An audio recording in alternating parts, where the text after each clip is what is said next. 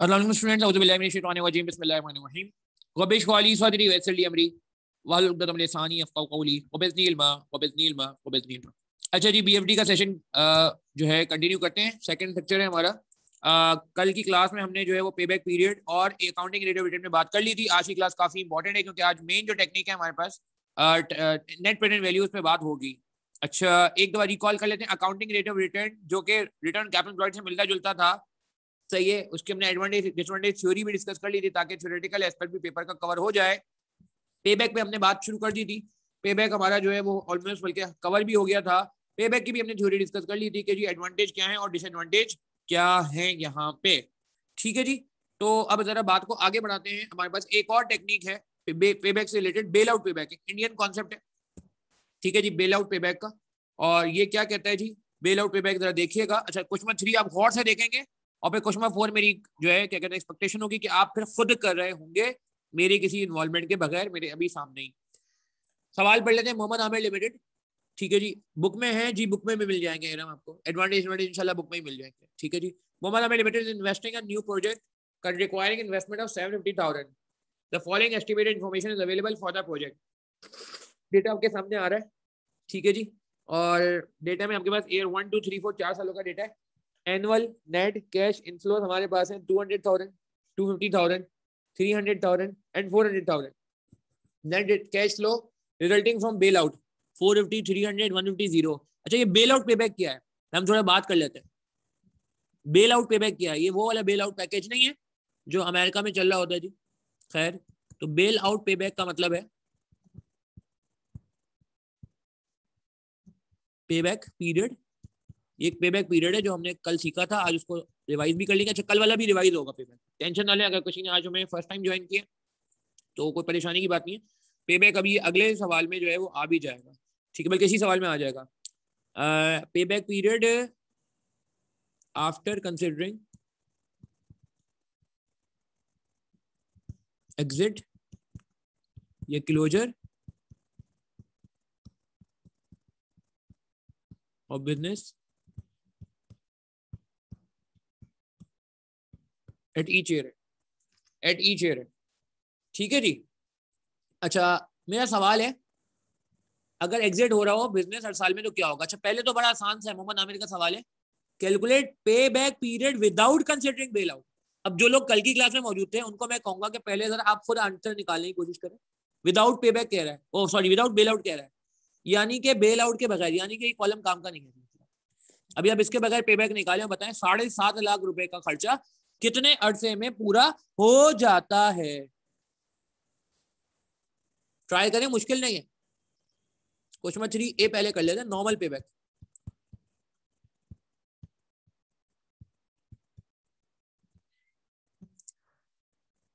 ठीक हो गया, अलीना खालिद का आंसर आ गया, आकाश का आंसर आ गया, हुसैन सिद्दीकी, इरम, एहसन, आसिफ, सही आंसर है आपका।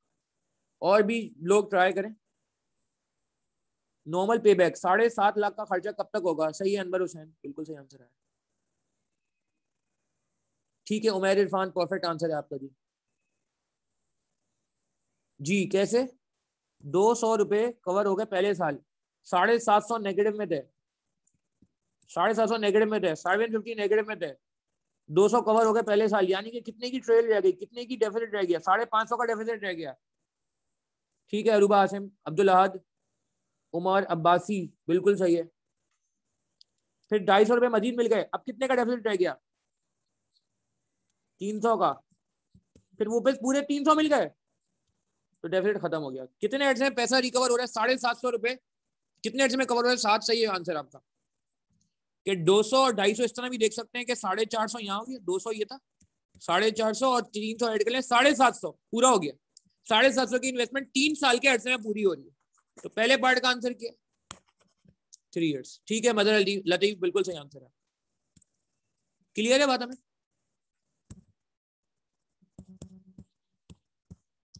अच्छा, अब आ जाए, ये मेरी बारी है, अब मेरी बारी, पहले आपकी बारी हो गई, अब मेरी बारी। Calculate bail out payback. अब बेल आउट पेबैक कैसे निकलेगा ये जरा गौर से देखिएगा, ये इंपॉर्टेंट है। नॉर्मल पेबैक हमने निकाल लिया, 3 इयर्स आ रहा है, ठीक है जी। फॉर्मेट हम कैसे बनाते हैं ये हमने कल की क्लास में डिस्कस किया था, फॉर्मेट इतना मुश्किल नहीं है।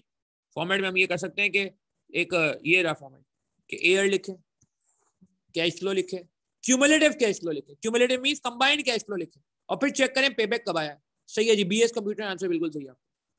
ठीक है जी, तो ये हमने फॉर्मेट लास्ट क्लास में डिस्कस कर लिया था। आज की क्लास में हमने थोड़ा सा उसको रिफ्रेश कर लिया, और बहुत नॉर्मल सा कॉन्सेप्ट है कि कितने अर्से में पैसा रिकवर हो जाता है, 3 साल में पूरा हो जाता है। अब बेल आउट क्या कह रहा है, बेल आउट ये कह रहा है, बेल आउट गौर से देखिएगा, वो कह रहा है कि अगर आप बेल आउट कर जाते हैं, बेल आउट का मतलब एग्जिट कर जाते हैं, बिजनेस छोड़ के चले जाते हैं, बिजनेस को एज अ सेल कर सकते हैं, गोइंग कंसर्न नहीं करते, बेच देते हैं, तो पहले साल 450 मिलेंगे। अच्छा, एक ऐसे ही सवाल है मेरा आपसे, एक ऐसे ही सवाल है मेरा आपसे, 200 रुपए का पैसा आया प्रॉफिट से, कैश फ्लो से, ऑपरेशन से, और 450 बेच के आ जाएगा बिजनेस, क्या बेल आउट हो गया?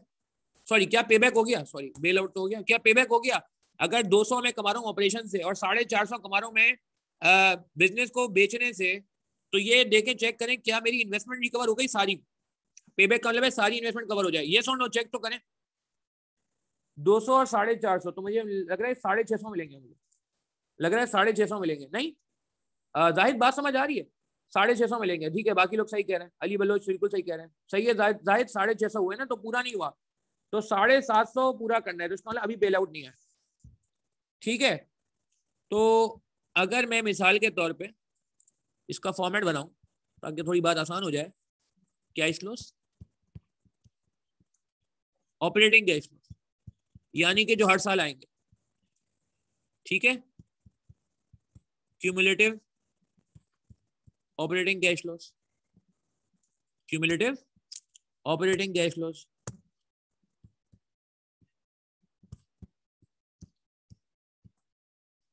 फिर cash flow from bail out,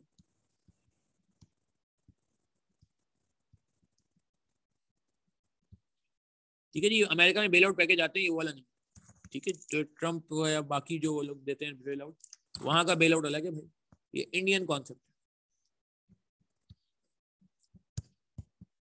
total cumulative cash flow format में सिर्फ आपकी आसानी के लिए बना रहा हूँ, बगैर फॉर्मेट के भी हो जाएगा। और बेल आउट पेबैक आया या नहीं आया, ये आपने बताना होगा। एयर 1,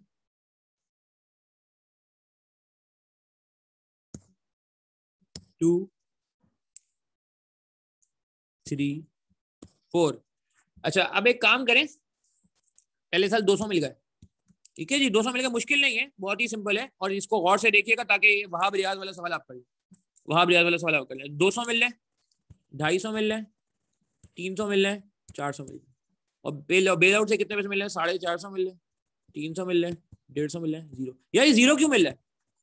जीरो क्यों मिल रहा है? बिजनेस की लाइफ ही कितनी है, प्रोजेक्ट की लाइफ ही कितनी है? 4 साल। तो जब 4 साल बाद प्रोजेक्ट नील हो जाएगा तो उसको बेच के को पैसे थोड़ी आएंगे। स्क्रैप वैल्यू आपने देखा है ना, कभी होती कभी नहीं होती, अक्सर केस में जीरो हो जाती है, नील हो जाता है, स्क्रैप हो जाता है, गायब हो जाता है, खत्म हो जाता है एसेट। तो इसीलिए जब प्रोजेक्ट बंद हो जाएगा तो प्रोजेक्ट के कोई पैसे नहीं मिलते भाई, ठीक है, कोई पैसे देने को तैयार नहीं होगा। अच्छा, अब मेरा एक सवाल है ऐसे ही, यार ये बताएं कि, और ये डिक्रीज भी हो रहा है, ये देख रहे हैं, वक्त के साथ साथ वैल्यू क्या हो रही है, क्योंकि जब सबसे फ्रेश प्रोजेक्ट है तो महंगा सेल हो रहा है, एक्सपेंसिव सेल हो रहा है, फिर आहिस्ता आहिस्ता वैल्यू क्या होती जा रही है, फिर कम हो गई, 300 हो गई, क्योंकि एसेट 2 साल पुराना हो गया, इन्वेस्टमेंट 2 साल पुरानी हो गई, फिर 150 रह गई, और एंड में आया कि वैल्यू बिल्कुल भी नहीं रही, जीरो हो गई, जीरो। अच्छा, अब मेरा सवाल है, क्या पेबैक हो गया? पहले सफा नहीं, यहाँ पेबैक नहीं, ठीक है। अच्छा, चेक करें यहाँ पेबैक हो गया, जरा ऐड करें दोनों, क्या यहाँ पेबैक हो गया? 200, 250, 300, 550 बनता है, सही कर रहे हैं, सही कर रहे हैं,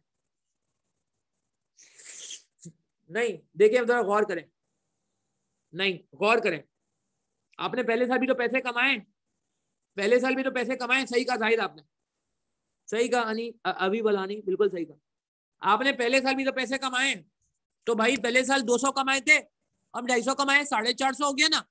अच्छा, तो मैं इन दोनों को भी ऐड कर दूं, 750। जब मैं इन दोनों को ऐड कर रहा हूं कि दोनों साल भी कुछ पैसे कमाए थे, सेकेंड ईयर भी कुछ पैसे कमाए हैं, तो मैं इन दोनों को भी ऐड कर देता हूँ, 750। लो जी, हो गया 1200।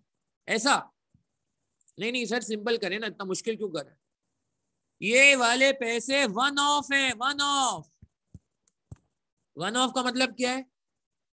हाँ, म्यूचुअली एक्सक्लूसिव भी होता है, वो आगे जाके बताएंगे। कि भाई अगर 450 का बेच दिया होता तो 300 कहां से आता?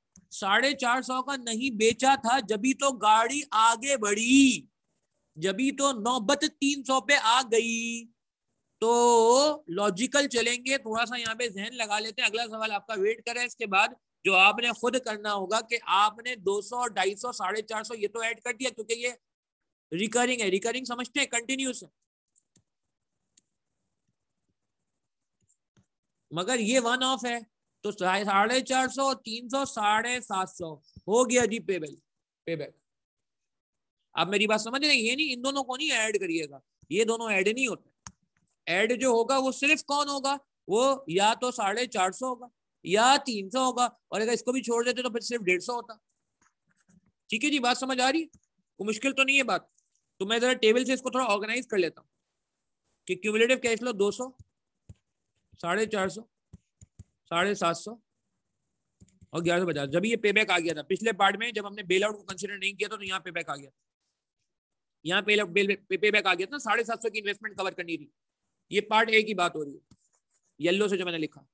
अब मैं ब्लू से लिखता हूँ कि टोटल क्यूमुलेटिव कैश फ्लो कितने? 200 और 400, 650, 450, 300, 750, 900 एंड 1150। तो भाई देखा जाए तो बड़ी आसानी से हमने आइडेंटिफाई कर लिया है कि हमारा पेबैक 750 जो हमें कवर करने थे वो सेकेंड ईयर में पूरे हो गए। पहले साल पेबैक नहीं आया, 650 थे, सेकेंड ईयर आ गया। अब चूंकि पेबैक आ गया तो हम रुक गए। पेबैक के मैंने कल पढ़ा था कि पेबैक बस पेबैक आ जाता हम रुक जाते, हम आगे की बातों को नहीं देखते। ये इसकी लिमिटेशन भी एक बुराई भी है इसकी। तो कितना आंसर आया? 2। क्या ये बात समझ आती है? किसी का कोई सवाल है यहाँ पे तो पूछे, किसी का कोई सवाल तो पूछे। फिर मुझे एक बड़ी इंपॉर्टेंट इन्फॉर्मेशन देनी है जो आपको अगले सवाल में हेल्प करेगी। वो अगले सवाल आपने खुद करना, इसको नोट कर लें प्लीज, काइंडली इसको नोट भी कर लें। और कोई सवाल आपके जहन में आता है तो बिल्कुल बिला झिझक मुझे मैसेज कर दें व्हाट्सएप पे, या सॉरी व्हाट्सएप पे यार, यहाँ पे चैट पे, जूम पे, सॉरी। और रिकॉर्डेड वाले हजरात को पता है, जो लोग रिकॉर्डिंग से फॉलो करेंगे, किसी वजह से क्लास नहीं अटेंड कर पा रहे आज की हमारी, तो उनके पास तो ऑब्वियसली व्हाट्सएप नंबर मेरा मौजूद है जी। ओपन व्हाट्सएप पॉलिसी है अल्हम्दुलिल्लाह। तो आप क्वेरी भेजें, रिस्पॉन्ड करेंगे। टाइम वैल्यू मनी कंसिडर नहीं होता, ये शामिर इसकी लिमिटेशन है यार, ये इसकी लिमिटेशन, ये इसकी लिमिटेशन। ठीक है जी, ये बात समझ आती है? अच्छा, पेबैक के बारे में, बेल आउट पेबैक के बारे में खास बात बता दूंगा, ये हमेशा साल के आखिर में कैलकुलेट हो सके, क्योंकि ये जो डिस्पोजल प्रोसीड होती है हमेशा ये कब होती है? एंड, ईयर एंड पे होती है। ईयर एंड समझते हैं, साल के आखिर में, सही है ना? तो प्लीज मैं एक थोड़ी सी बात करना चाह रहा हूँ यहाँ पे कि जो बेल आउट पेबैक है वो हमेशा होल नंबर्स में आएगा, यानी कि 2 साल या 3 साल या 4 साल। कल का पेबैक आपने देखा था डेसिमल में आया था, ये गालिबन 3 साल आया था। ये 2.5 ईयर्स आया था। जिन्होंने आज ज्वाइन किया वो ये आप खुद भी ट्राई करना। यहाँ पे 2.833 ईयर्स आया था if I am not wrong, और यहाँ पे 3.67 ईयर्स आई गेस, जो मुझे याद पड़ रही है फिगर्स कल। ठीक है, पेबैक जो है यहाँ पे डेसिमल में आ सकता है, और आया भी था, मगर ये डेसिमल में नहीं आ सकता क्योंकि जो बेल आउट है, एग्जिट की प्लान है, एग्जिट की प्रोसीड है, हमेशा साल के आखिर में होती है। एट ईच ईयर एंड, देखिए मैंने डेफिनेशन में भी लिखा है, मैंने डेफिनेशन में भी लिखा है एट ईच ईयर। ठीक है ना? ये डेफिनेशन किताब में भी कहीं ना कहीं मिल जाएगी, हमारी किताब में हैंडआउट में भी होगी। ठीक है जी, आगे बढ़े। अब जिनका ये नोट हो गया है उनसे गुजारिश है कुछ फॉर वहाब रियाज का पेबैक बता दें, बेल आउट वाला, बेल आउट वाला। शाबाश, कोई ट्राई करेंगे, आप कर सकते हो, खुद से कर सकते हो। क्या कह रहे हैं जी? अनवर हुसैन कुछ कह रहे हैं, अगर फ्यूचर कैश फ्लो ज्यादा हो तो तब भी बेल आउट को पेबैक में कंसीडर करना है। जी बिल्कुल, ईयर एंड में कंसीडर करना है। अनवर, ये आपका सवाल जो है ना, ये खुद ब खुद कैटर हो जाएगा क्वेश्चन नंबर 4 में।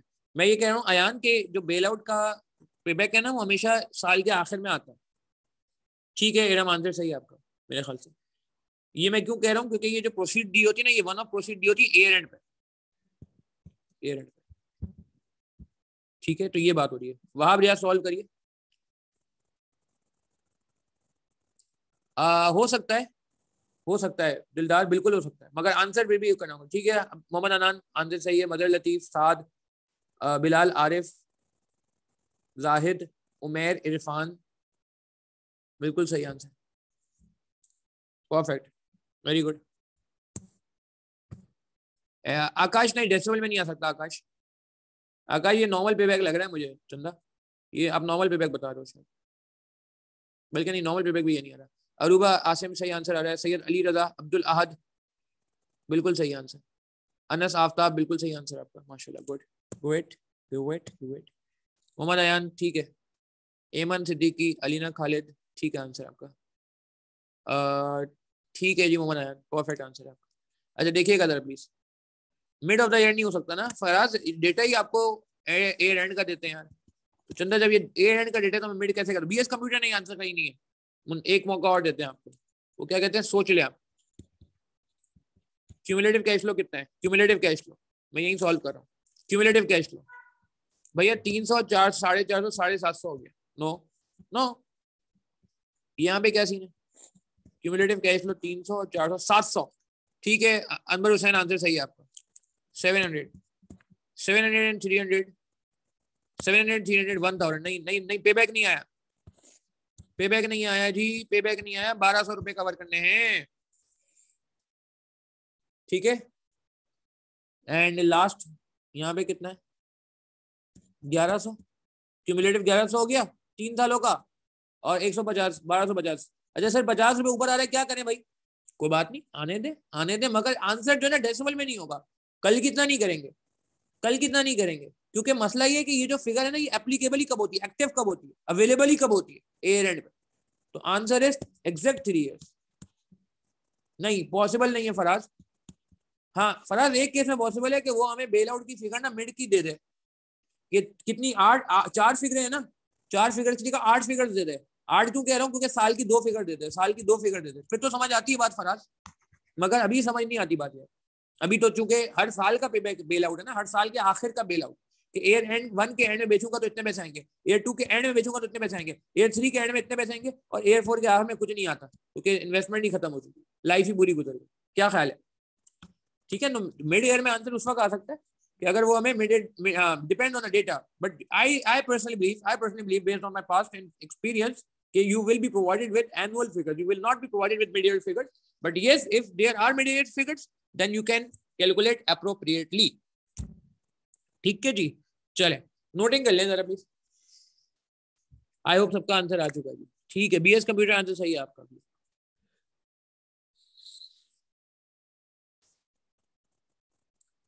ठीक है जी। आगे बढ़ जाए, किसी ने नोट करना है तो नोट कर ले, और कोई सवाल है तो पूछ भी ले, कोई टेंशन की बात नहीं। अब हम बात को आगे बढ़ाएंगे, अब इंपॉर्टेंट कॉन्सेप्ट शुरू होने जा रहे हैं। अच्छा बेल आउट पेबैक हमारे यहाँ लिखा हुआ भी है, कहाँ लिखा हुआ है मैं दिखा भी देता हूँ आपको, ये है हमारे नोट्स में भी है, पेज नंबर। मैं कहूँगा यार बेल आउट के एडवांटेज वही है जो आपके पेबैक के थे। एनपीवी के एडवांटेज ये देखें जी,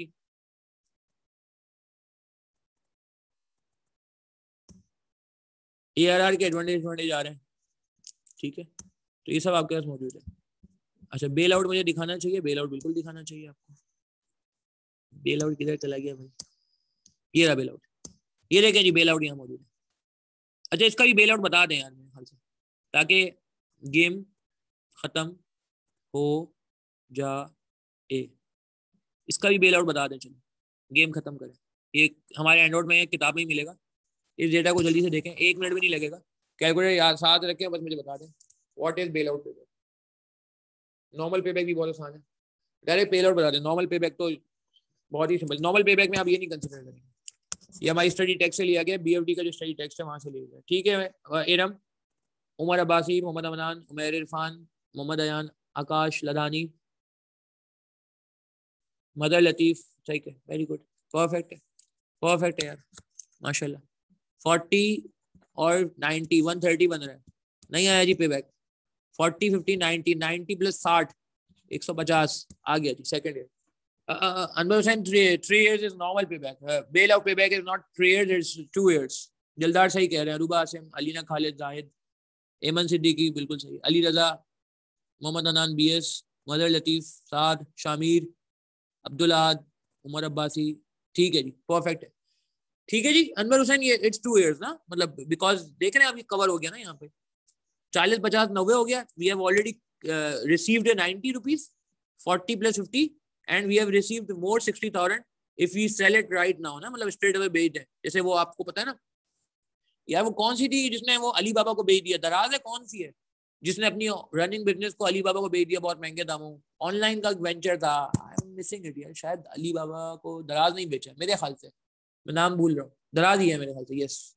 तो देखे ना, उसने रनिंग बिजनेस बेच दिया, पूरी लाइफ नहीं की पूरी कि वो पूरा आखिर तक जाते. तो ऐसे बहुत सारे एग्जांपल हैं. तो ऐसा होता है. अरे नॉर्मल सही बताया आपने, नॉर्मल सही है आपका. परफेक्ट. इट्स 150. नॉर्मल पे बैक इज 150, यानी कि 3 years and bail out is 2 years. Normal पे बैक आप निकालेंगे तो परफेक्ट है. ठीक हो गया जी. अच्छा चलें अब बात को जरा आगे बढ़ाते हैं. सिनेरियो को पे बैक के एडवांटेज हम पढ़ चुके हैं, वही एज इट इज यहाँ पे अप्लाई हो जाएंगे तकरीबन मोर और लेस. अच्छा ये हमने कर लिया भाई, और आगे बढ़ेंगे. सरफराज अहमद जी. सरफराज टीम में तो नहीं है, हमारी किताब में जरूर है. तो जरा इनको देखते हैं क्या कह रहे हैं हमसे सरफराज. बहुत ही अच्छा सवाल है, क्वालिटी सवाल है, काफी सारी बातें आपको इसमें क्लियर होती नजर आएंगी. देखें यार, एक बात समझिएगा, एक सवाल एनपीवी का लाजमी आता है, लाजमी 20 मार्क का, 22 मार्क का, 18 मार्क का, 25 मार्क तक का भी आ जाता है. तो ऑलमोस्ट आप 20 तो ध्यान में रखें. 1/5 ऑफ योर पेपर, 20% पेपर आपका एक सवाल में बेस करे जो कि एनपीवी का होगा. अच्छा उसमें एनपीवी में एक अच्छी बात है क्या, कुछ आप पहले पढ़ चुके हो, पहले मैं वो याद दिलाऊंगा, और फिर कुछ एडवांस बातें जो बीएफडी से रिलेटेड है वो हम आगे जाके डिस्कस करेंगे. मगर अच्छी बात क्या है, प्रिडिक्टेबल है. प्रिडिक्टेबल समझते हैं, एक फॉर्मेट है, एक तरीकेकार है. कुछ 4-5 बातें, इन्फ्लेशन, वर्किंग कैपिटल, सही है, और क्या नाम है, initial investment, depreciation, tax saving, capital allowance, सही है. ये सारी बातें तकरीबन आपको हर सवाल में नजर आएंगी, हर सवाल में. तो ये बहुत ही एक जिसे कहते हैं ना प्रिडिक्टेबल फॉर्मेट होता है. एग्जामिनर थोड़ा बहुत प्लस माइनस क्या कर सकता है, रेलेवेंट कॉस्टिंग इसमें ऐड कर देता है कभी कभार. तो रेलेवेंट कॉस्टिंग हम इंशाल्लाह आगे जाके वक्त के साथ साथ इसके साथ ही कवर कर लेंगे. सवाल पढ़ेंगे. Director of Sarfaraz Ahmed limited propose to buy a plant costing 900,000 at the end of 5 years. अच्छा रिक्वायरमेंट पहले पढ़ेंगे. तो ये हमारा एक डिसिप्लिन रहेगा आज के बाद से, हमेशा से. कैफ लेवल पे भी ये रहता है और सीए फाइनल लेवल पे भी बिल्कुल जो है इस पर बात की जाती है कि रिक्वायरमेंट पहले पढ़ लीजिए. Calculate the net present value NPV of the plant and b calculate the internal rate of return IRR of the plant. ठीक है जी. तो अब एनपीवी कैसे निकलती है, आईआरआर कैसे निकलता है, अगेन कुछ बातें हमें इस सवाल के थ्रू बहुत ही अच्छे लेवल पे रिफ्रेश होती नजर आएंगी. ठीक है, सवाल पढ़ रहे हैं हम. Director of Sarfaraz Ahmed limited propose to buy a plant costing 900,000. अच्छा अभी मुझे बता दें, 900,000 क्या कहेंगे, इनफ्लो है आउटफ्लो है? जो हम एनपीवी निकालते हैं तो हमें क्या करना पड़ता है, हमें इनफ्लो और आउटफ्लो को देखना पड़ता है. तो ऑब्वियस सी बात है कौन से ईयर में रिकॉर्ड करेंगे, क्योंकि टाइमिंग बहुत इंपॉर्टेंट है. टाइमिंग बहुत इंपॉर्टेंट है. ईयर बिल्कुल सही है अब्दुल्ला. ईयर 0 यानी कि आज. 0 का मतलब होता है स्टार्ट, ठीक है ना. 1 का मतलब होता है एंड ऑफ ईयर 1. 2 का मतलब एंड ऑफ ईयर 2, ठीक है ना. मगर 0 का मतलब होता है स्टार्ट. अच्छा eight the end of 5 years the plant will be sold for 150,000. ठीक है जी. तो इसका मतलब अगर मैं डेटा बना लूं, क्योंकि पेपर में भी हमें इस तरह की काम करने होंगे जब बड़े बड़े सवाल आएंगे. तो पहले तो हमने बात कर ली कि एसेट की वैल्यू कितनी, 900,000. सरफराज ने एसेट खरीद लिया जी, टीम से बाहर हो चुके हैं तो उन्होंने कहा कुछ काम कर लेते हैं. सही है जी. और लाइफ कितनी है इसकी, 900,000 है. स्क्रैप वैल्यू कितनी है,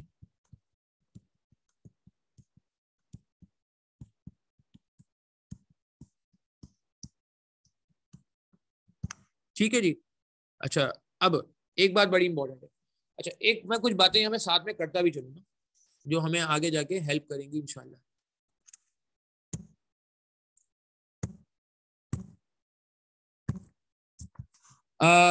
एक सवाल है मेरा आपसे. Mister A invested 500,000. सही है, देखिएगा इंपॉर्टेंट बात है. मिस्टर ए इन्वेस्टेड 500,000, सही है, and will receive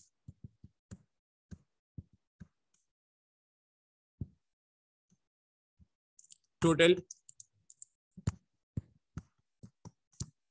of 800,000 after 3 years. ठीक है जी. कितने पैसे लगाए इन्होंने, 5 लाख रुपए. कितने साल वापस आएंगे, 3 साल बाद आएंगे. No return will be received in between.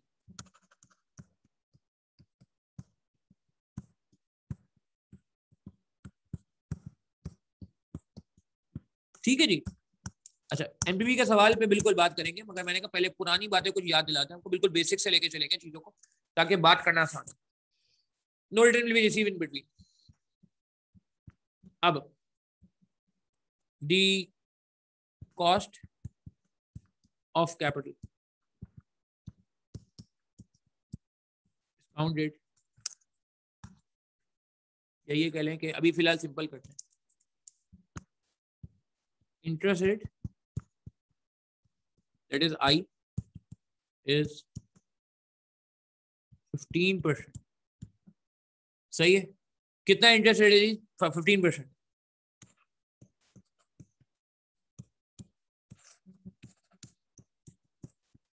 whether investment is worthwhile or not।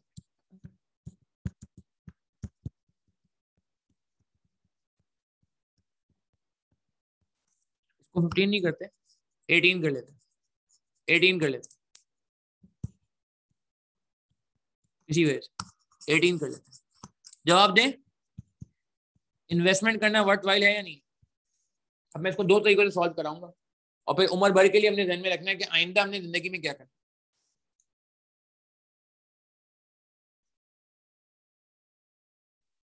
ठीक है अयान चेक करते हैं, ठीक है शामी चेक करते हैं, बाकी लोग का क्या ख्याल है? अनस आफ्ताब चेक करते हैं। अब इसको सॉल्व करने के दो तरीके। अगेन ये वो बेसिक बातें जो आज होंगी उसके बाद कभी नहीं होंगी, क्योंकि आगे आगे अज्यूम किया जाएगा ये सब बातें आपको आती हैं। ठीक है अली बलोच, ऐसन ऐसन कह रहे हो कर दें इन्वेस्टमेंट, ठीक है ठीक है शहजाद, वेरी गुड शहजाद, दोनों तरीकों से सॉल्व करेंगे। अच्छा दो तरीकों से सॉल्व होगा, एक अप्रोच वन है और एक अप्रोच टू। अप्रोच वन जो है ना वो है कंपाउंडिंग, जो हम आज तो डिस्कस करेंगे, मगर आज के बाद शायद हम बस पेपर के लास्ट में एक टेक्निक होती है MIR वहां डिस्कस करेंगे। और अप्रोच टू है डिस्काउंटिंग। डिस्काउंटिंग पेपर में क्या करना है बात करते हैं, पहले कंपाउंडिंग में बात कर लेते। अगर ये पैसा बैंक में रखवा देते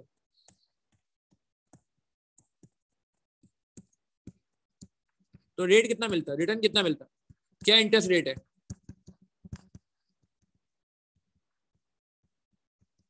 एग्री करेंगे? एग्री करेंगे? 18% रेट मिलता। तो ये कंपाउंडिंग बिल्कुल हमारे कोर्स में आगे जाके आएगी, मगर ज्यादा काम डिस्काउंटिंग भी होगा, दोनों से कर लेते हैं। एग्जैक्टली तो बता दें क्या हो जाएगा। तो ईयर 0 पे कितने पैसे इन्वेस्ट किए, अमाउंट इन रिटर्न ये 3 साल बाद कितना हो जाएगा? Year principal interest balance.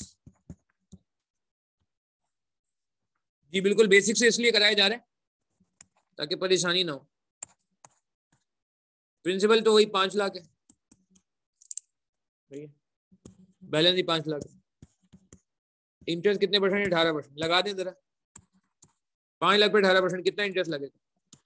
अगर ये बैंक में पैसे रखवा देंगे तो क्या होगा?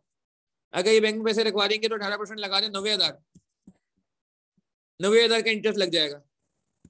तो कितना हो गया बैलेंस? 590। 590 अगर ये बैंक में पैसा रखा रहने 3 साल के लिए, अब आप 590 पे इंटरेस्ट लगाएं तो 590 इंटू 0.18 106,200, इस पर 18% लगा दें तो बैलेंस कितना हो जाएगा? 590 प्लस 106.2, इन दोनों को ऐड कर लें 696,200। अभी पैसे निकाले नहीं है, बैंक में पड़े हुए, बैंक में पड़े हुए, पैसे बढ़ते जा रहे हैं सूद की वजह से। फिर इस पर 18% लगा दें 125,316 तो 696.2 प्लस दिस 821,516।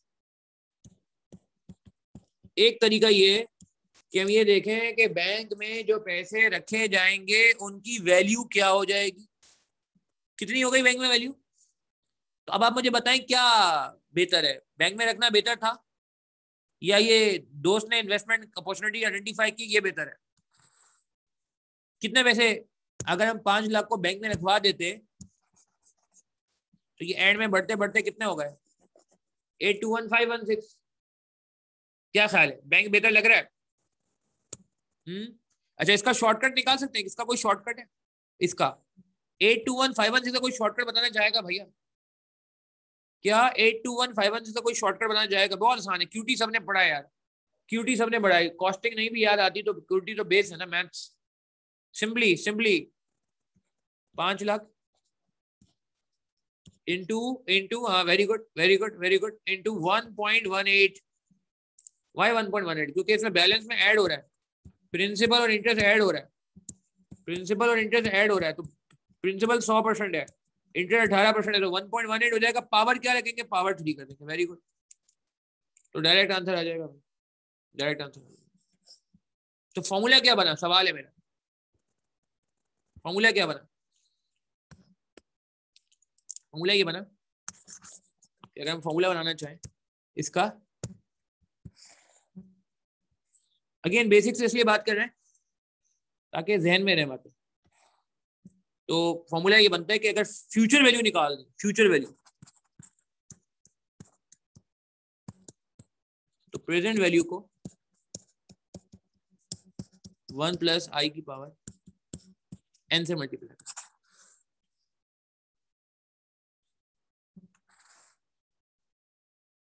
क्या ये बात समझ आती? 1 प्लस आई की पावर n से मल्टीप्लाई कर लेते हैं, तो ये क्या चीज है? कंपाउंडिंग। और क्या लग रहा है कंपाउंडिंग से? वर्थवाइल है क्या? नहीं, वर्थवाइल नहीं है, वर्थवाइल नहीं, investment is not worth.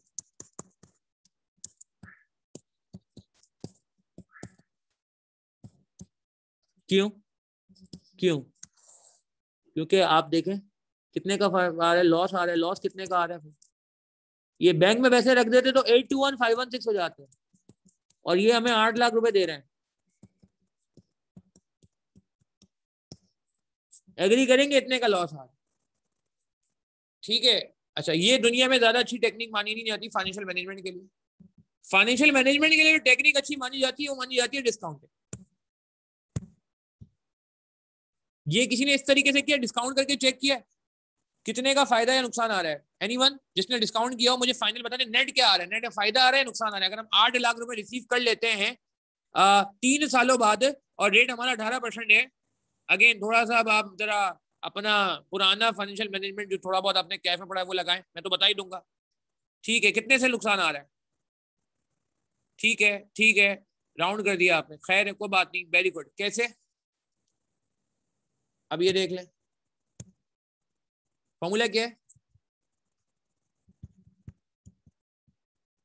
Formula क्या था? ठीक है, वेरी गुड, 1 प्लस आई की पावर n। तो प्रेजेंट वैल्यू निकालनी है तो क्या करेंगे? मैं बेसिक से इसलिए बात करूं ताकि हर तरह का स्टूडेंट एक साथ हो जाए ना, हर तरह का स्टूडेंट एक साथ हो जाए। अगर मैं इसको सब्जेक्ट बनाना है, इसको आइसोलेट करना है, इसको अलग करना है, इसको सेपरेट करना है, तो ये क्या हो जाएगा? Formula this is called discounting, this is called discounting.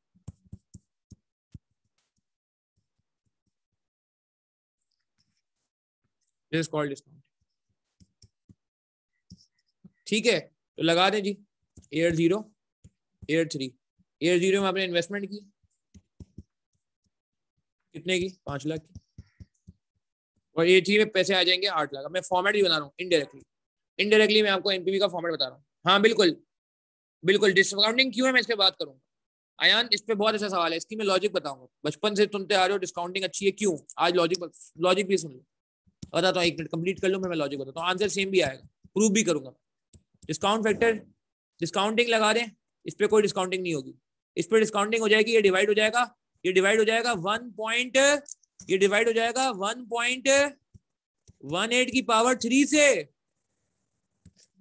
सही है ना? 1.18 की पावर 3 से, 1.18 कैसा है? 1 प्लस 0.18 की पावर 3। तो प्रेजेंट वैल्यू निकालें, क्या आ रही है?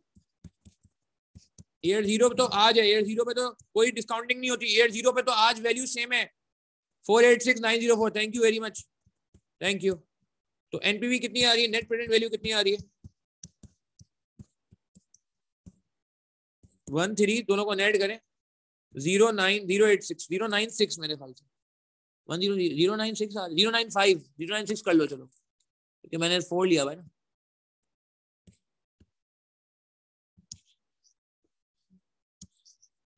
तो नेगेटिव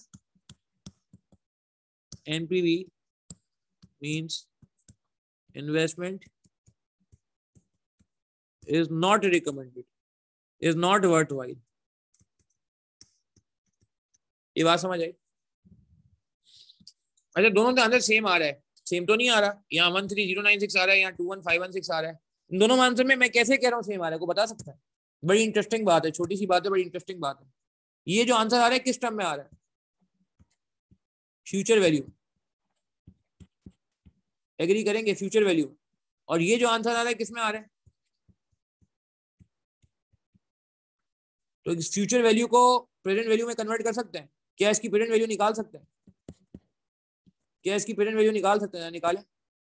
हाँ, ये 0 पे ला सकते हैं। वेरी गुड बलोच, अली बलोच, बिल्कुल सही कहा आपने।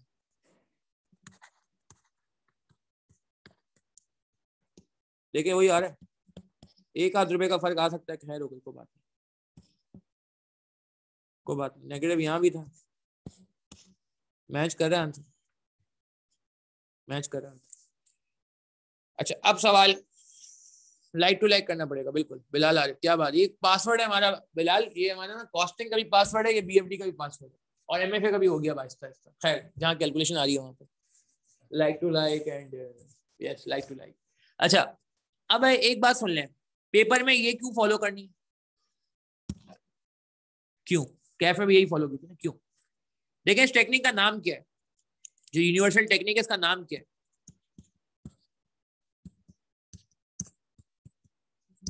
क्या नाम है? Net present value. तो इसमें मुझे बताएं इसका नाम क्या है? Net present value. तो इसमें क्या वर्ड आ रहा है? पहली बात सही है ना? हाँ, अगर टेक्निक का नाम होता नेट फ्यूचर वैल्यू, जो कि आज तक मैंने किसी किताब में तो नहीं देखा, तो फिर मैं ये निकाल लेता। ये जो निकाली मैंने फिगर, ये क्या है?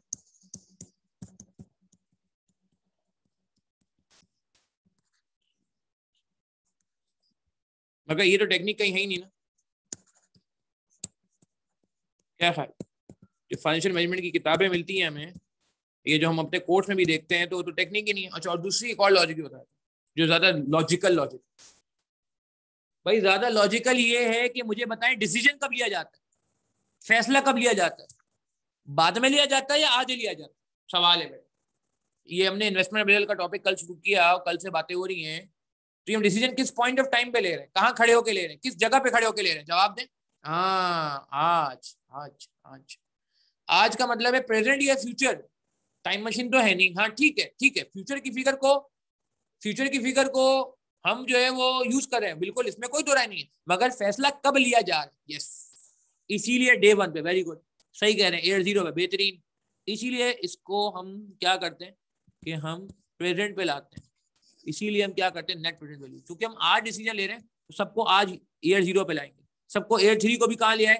8-3 को भी हम 8-0 पे ले आए, ये 0 पे ले आए। ये समझो 8-0 टर्म्स में फिगर है। ये समझो प्रेजेंट वैल्यू आई है, ये समझो आज की वैल्यू आई है, ये समझो आज के बराबर वैल्यू आई। और लॉजिक क्या थी कि हमें डिसीजन भी कब लेना है? आज। डिसीजन इन प्रेजेंट टर्म्स, इसी वजह से। हालांकि देखा जाए आंसर सेम आ रहा है। भाई आंसर सेम नहीं आ रहा क्या? एग्जैक्टली। इन्फ्लेशन हो सकता है, बिल्कुल हो सकता है। More appropriate discounting, नहीं, discounting is more appropriate, discount rate is more appropriate, the percentage it is representing this discount rate है, ये जो है discount rate कहना चाहिए। और अभी आगे जाके पूरा आज तो नहीं, आगे जाके कॉन्सेप्ट आएगा वैट का, weighted average cost of capital, जो कल इंट्रोडक्शन में बात होगी। ये डिस्काउंट रेट कैलकुलेट कैसे होता है, इसकी अपनी एक साइंस है, पूरा टॉपिक है। इन्फ्लेशन का भी रोल है, मगर वो अलग रोल है। यहाँ पे जो हम यूज करते हैं रेट, वो एक डिस्काउंट रेट है, जो कि हम पूरा कैलकुलेट करना सीखेंगे इस अपने बीएफडी के कोर्स में। अब तो ये कैफ लेवल में भी आ गया। ठीक है जी, बात समझ आई? तो इन दो बातों को मैं चाहूंगा जरा नोट कर लें आप, और फिर हम बात को आगे बढ़ाते हैं।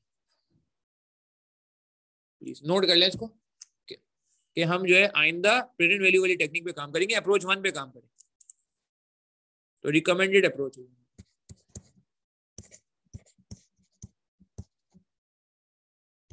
ठीक है, एक मिनट,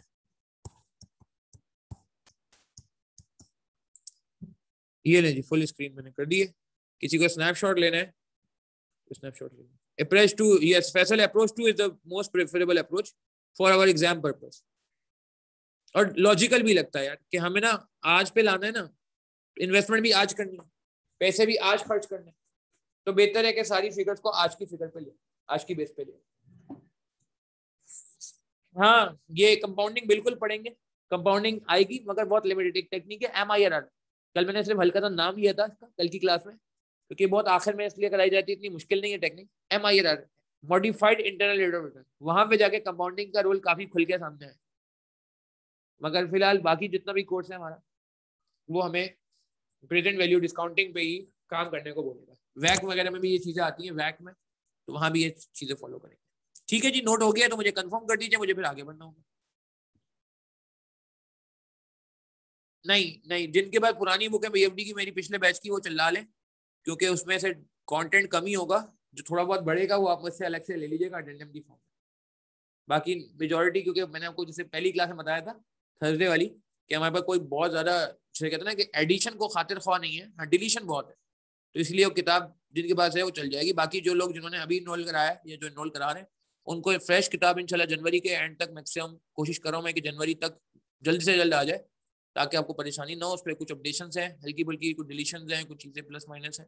बाकी जिनका पुरानी किताब है वो टेंशन ना लें, वो मुझसे डिफरेंस जो होगा जो अडेंडम की फॉर्म में वो ले लीजिएगा, तो आपको मिल जाएगा, कोई टेंशन की बात नहीं। अच्छा, नोट कर लें प्लीज, नोट कर लें। हो गया यासिर, नोट हो गया? कंफर्म करें, मैं आगे बढ़ना चाहूंगा। इस एक और चीज़ है मुझे बात करनी है यहाँ पे, काफी इंपॉर्टेंट है, देखते हैं।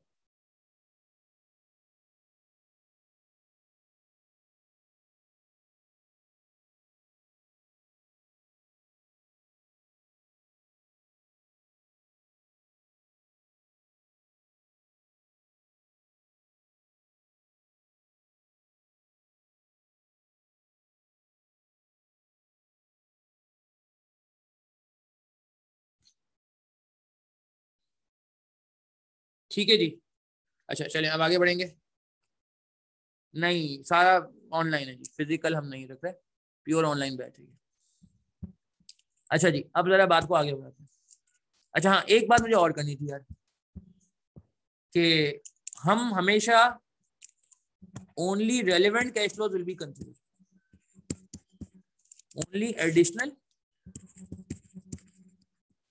And relevant cash flows will be considered. इसका क्या मतलब है?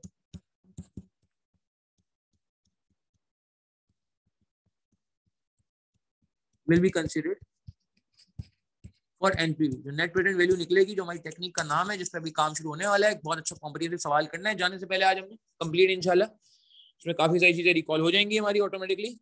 तो उसमें सिर्फ रेलेवेंट कैश फ्लो यूज होंगे। क्या मतलब हुआ इसका? मतलब ये जी बिल्कुल एग्जाम्पल के तौर में बात करता हूँ। हमें पता है कि ऑलपर्स जो है ये एंग्रो का प्रोडक्ट है, एंग्रो हैज लॉन्च्ड ऑलपर्स, ठीक है नहीं, कल तस्वीर भी मैंने आपको ऑलपर्स की दिखा दी थी। ठीक है, अब सवाल, अब ये एक इन्वेस्टमेंट है, ये एक इन्वेस्टमेंट है ना, क्या ख्याल? सही है ना कि ऑलपर्स में पैसा लगा दिया, करोड़ों रुपए की इन्वेस्टमेंट हुई है यार, बहुत महंगा होता है भाई। अब सवाल ये जगह सवाल सुनिएगा कि अगर हम देखें before Olpers,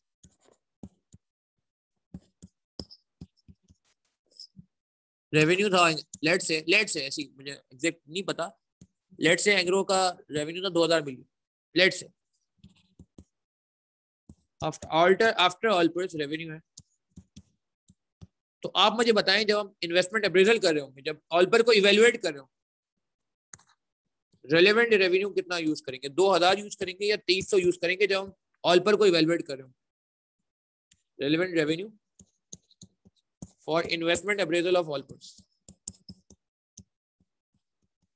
obviously obviously obviously नहीं, 2000 भी नहीं, वेरी गुड, जबरदस्त। ठीक है, अब ये कितनी आसान सी बात है, मगर पता नहीं क्यों जो बड़े बड़े सवाल आते हैं तो हाथ में भूल जाते हैं। हम डिफरेंशियल पे काम करेंगे, एडिशनल पे काम करेंगे, इजाफी पे बात काम करेंगे, रेलिवेंट में काम करेंगे 300 में काम करेंगे भाई। 2000 तो पहले भी यार, 2000 को देखने की क्या जरूरत भाई। ऑलपर का तो लिख दे वो कितने से, खाली खाली डिफरेंशियल से, एडिशनल से, इजाफी से, एक्स्ट्रा से, रेलिवेंट से। तो ओनली एडिशनल या रेलिवेंट, एक ही बात है, एडिशनल रेलिवेंट ही तो होता है, मगर थोड़ा एम्फसाइज करने के लिए मैंने आपको कहा कि only additional cash flows will be considered. अच्छा, दूसरा बड़ा काम का वर्ड क्या है, कैश फ्लोज। कैश फ्लोज बिल्कुल पूरा गलत करेंगे तो गलत नहीं होगा, बिल्कुल गलत होगा भाई, क्योंकि पूरा करेंगे तो भाई बात लाइए कि ऑलपर का इसमें क्या रोल था भाई। 2000 जो पहले भी आ रहा था, ऑलपर खत्म हो जाए, ऑलपर को लाइसेंस ना मिले, ऑलपर का खुदा ना कैसा मसला हो जाए, गवर्नमेंट मना कर दे नहीं जी हम नहीं आपको लाइसेंस दे रहे फूड आइटम का इसका, तो आप फिर भी 2000 तो वैसे भी कमाल हो गए। तो ऑलपर ने क्या तीर मारा, ऑलपर ने कितने का फायदा किया, ऑलपर ने कितने की जो है वो आपको एडिशन करा के दी जी। अच्छा आमिर, इस पे आगे चल के हम बात करेंगे और इंशाल्लाह मुझे उम्मीद है कि आपको परेशानी नहीं होगी। अल्टीमेटली मैंने आपको आज एक रूल बता दिया और लॉजिक भी बता दी कि हमें आना कहाँ पे। अगर टोटल भी ले रहे होगे तो एंड में देखो ना, टोटल निकाला, टोटल निकाला, मगर एट दी एंड हम आएंगे कहाँ पे, हमें पहुंचना कहाँ है, मंजिल क्या है हमारी, ये हमारी मंजिल अल्टीमेटली हमें यहाँ पे आना। ठीक है, आई डोंट माइंड कुछ जगहों में शायद हम टोटल पे काम कर लेंगे, मगर हमारा जो नीयत होगी, हमारी जो नीयत होगी, हमारा जो इरादा होगा वो क्या होगा, वही होगा। क्लियर है बात, इट इज फाइन।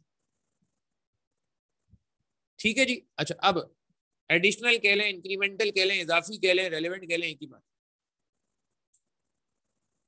हाँ फिर तो बात ही अलग है मदर लतीफ, बिल्कुल सही बात है कि इसीलिए देखो मैंने आपका ना ये एंग्रो का दिया। मदर लतीफ का पॉइंट मैं सबसे शेयर करता हूँ। मदर लतीफ सेड कि भाई अगर ऐसा भी हो सकता है कि पहले प्रोडक्ट दूसरे प्रोडक्ट के आने से पहले प्रोडक्ट का रेवेन्यू भी बढ़ जाए, यस, तो फिर बिल्कुल वो भी इसमें आएगा, कैलकुलेशन में आएगा। कि जैसे मिसाल के तौर पर छोटी सी एग्जांपल मैं आपको देता हूँ, छोटी सी एग्जांपल कि आपने देखा है कभी कभार वो जैसे कहते हैं कि पेट्रोल पंप के साथ एक सुपर स्टोर होता है, जो कि बहुत कम होता है आजकल, कम होता जा रहा है कॉन्सेप्ट, पहले बहुत ज्यादा होते थे, मगर चूंकि महंगा सेल कर रहे होते हैं और लोगों का रुझान भी नहीं होता, एक परसेप्शन ही बन गई है कि जो पेट्रोल पंप के साथ जो छोटे छोटे सुपर स्टोर होते हैं, मार्ट्स होते हैं छोटे से, ये बड़े महंगे होते हैं और होते भी है वाकई महंगे। मगर क्या है कि लेट से अगर कोई पेट्रोल पंप वाला खोल ले, कॉम्प्लीमेंट्री गुड बिल्कुल ठीक है जी, बॉन्जोर के पंप्स के साथ है, पीएसओ शेल के साथ भी है मगर कम है। बट अगर लेट से कोई पेट्रोल पंप कहे कि नहीं जी हम तो खोलेंगे ये, तो उससे अगर पेट्रोल की सेल बढ़ जाती है, तो बिल्कुल आप सही कह रहे हैं कि वो जो इन्वेस्टमेंट उसने इसमें मार्ट में की है, उससे अगर पेट्रोल पंप की सेल बढ़ गई है, तो पेट्रोल पंप की जितने की सेल बढ़ी है वो उसमें खाते में जानी चाहिए, क्योंकि वो उसके प्रोजेक्ट की वजह से बढ़ी है, उस इन्वेस्टमेंट की वजह से बढ़ी है। वेरी गुड, ये बिल्कुल सही कहा। बट ये सोच, मगर अगेन एडिशनल, ये नहीं पुराने पेट्रोल पंप की सेल भी उसके खाते में डालेंगे, वो बोलेगा पुराना पेट्रोल पंप तो अपना चल रहा था। ठीक है जी, सेट है, आगे चलते हैं। तो बिल्कुल ये हमें देखना होगा। अच्छा अब आ जाए सवाल पे, ये हमने बातें कर ली बहुत, अब आप आते हैं सवाल पे। क्या कह रहे थे हम, सरफराज को वापस देखते हैं जी, सरफराज क्या कह रहे हैं हमसे। सरफराज कह रहे हैं in each of the 5 years the plant will increase revenue by 480,000। अच्छा 480,000 के बारे में क्या कह रही है। अब यहाँ में ना बच्चे दो दो इसको परसेप्शन में बांटते हैं, मतलब दो तरह की इसकी परसेप्शन निकलती है, एक सही परसेप्शन, एक सही इंटरप्रिटेशन निकलती है, एक गलत इंटरप्रिटेशन निकलती है। यहाँ पे मुझे बताते हैं एडिशनल रेवेन्यू कितना है, चले इस तरह बात कर लेते हैं। इंक्रीमेंटल रेवेन्यू कितना है, इजाफी रेवेन्यू कितना है, एडेड रेवेन्यू कितना है, 480,000। ठीक है। अच्छा अब एक बात जो बड़ी इंपॉर्टेंट यहाँ पे करनी है ना,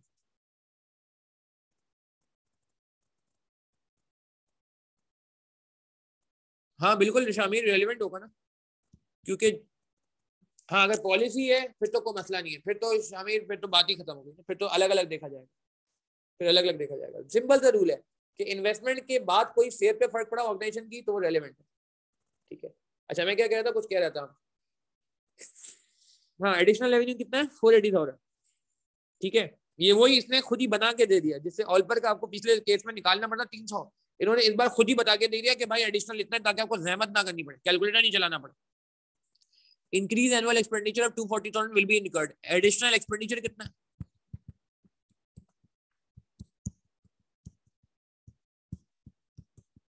ठीक हो गया जी, रेलेवेंट है जी, बिल्कुल रेलेवेंट। टोटल नहीं बताया, काम जानबूझ के इन्होंने आपके लिए जिंदगी आसान कर दी कि भाई एडिशनल इतना है, इंक्रीमेंटल रेवेन्यू इतना है और इंक्रीमेंटल एक्सपेंस। ठीक है जी। अच्छा आगे बढ़ते हैं, plan deficiency and straight line method. मेरा डेप्रिसिएशन एक सवाल है मेरा, मैंने एक और लाइन भी लिखवाई थी, आपने शायद नोट किया होगा कि हमें क्या कंसिडर करने हैं, ओनली एडिशनल कंसिडर करना है, ये बात तो इंपॉर्टेंट है, इसको तो हम येलो से हाईलाइट कर लें, और रेलेवेंट कंसिडर करना है, मगर क्या प्रॉफिट नहीं। याद है मैंने आपको कल बताया था कि अकाउंटिंग रिटर्न की बुराई थी कि वो प्रॉफिट पे काम करता है, याद आ रही है बात किसी? पेबैक की अच्छाई थी कि वो कैश पे काम करता है। हाँ जी, ये बात हो चुकी है ना हमारी। पेबैक की अच्छाई थी कि वो कैश पे काम करता है, एरर की बुराई थी कि वो प्रॉफिट पे काम करता है। एनपीवी की अच्छाई क्या है? इसकी भी अच्छाई है कि कैश फ्लो पे काम करता है। अब डेप्रिसिएशन के बारे में क्या ख्याल है? क्या डेप्रिसिएशन कैश फ्लो है? यस और no? Obviously obviously obviously depreciation cash flow नहीं है, बिल्कुल सही है, नॉन कैश है। मगर आपको पता है डेप्रिसिएशन का एक मसला भी है। क्या मसला है इसमें? मसला ये नॉन कैश तो है, मगर जब टैक्स आ जाता है, क्या टैक्स वाले इसको अलाउ करते हैं या नहीं करते? क्या टैक्स वाले डेप्रिसिएशन को एक्सपेंस मानते हैं या नहीं मानते? क्या टैक्स वाले टैक्स पीनल में इसको लिखते हैं या नहीं लिखते? सवाल है, सवाल है। हाँ, मगर कौन सी वाली? एक डिस्क्लेमर है, बिल्कुल सही है, सही कहा फैसल आपने, डिस्क्लेमर है, डिस्क्लेमर ये बिल्कुल सही कहा जाहिद ने, परफेक्ट, जाहिद ने बिल्कुल सही कहा, अकाउंटिंग डेप्रिसिएशन को नहीं मानते मगर टैक्स डेप्रिसिएशन को मानते हैं। Very good, perfect perfect, tax वाले को मानते हैं। अच्छा, अब यहाँ कुछ मेंशन नहीं है, depreciation only consider for tax purpose, straight line है, ठीक है, मगर टैक्स के लिए आएगी तो एक ट्रीटमेंट होगा डेप्रिसिएशन का, वो बताते हैं क्या होगा, ठीक है, with straight line only for tax purpose, only for tax purpose, ठीक है, बिल्कुल सही है। टैक्स वाली डेप्रिसिएशन मानते हैं, अकाउंटिंग वाली नहीं मानते, ये बात मैंने सही समझ ली। आगे चलते हैं। Additional maintenance and expenditure will be paid at the start of year 2 and year 4 amounting to 25,000। इसमें देखिए पहले सवाल में मैंने काफी सारी चीजें प्लस माइनस करने की कोशिश की है ताकि आपका पहले से ही माइंड स्ट्रेट बने। यार ये एक्सपेंस कम कर कब बनाए? अच्छा पहले तो बता दें इसका स्ट्रक्चर जब बनेगा कितने साल का बनेगा, कितने साल का प्रोजेक्ट है, तो इसका स्ट्रक्चर कैसे बनेगा? अगर मैं इसका स्ट्रक्चर बनाना चाहूँ, ढांचा बनाना चाहूँ, ईयर 0 1 2 3 4 एंड 5, एग्री करते हैं? यार एक सीधी लाइन क्यों नहीं बन रही? एग्री करते हैं? इसका जो ढांचा बनेगा वो कुछ ऐसा बनेगा,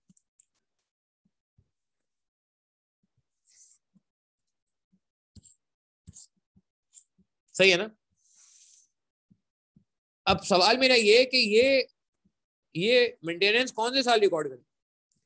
ठीक है, हम कहीं रेवेन्यू रिकॉर्ड कर लेंगे, सब चीजें कर लेंगे, मेंटेनेंस कब? अच्छा इसका मतलब क्या होता है? वन, वन मतलब होता है नाउ, आज। वन का मतलब क्या होता है? जी, वन का मतलब क्या होता है?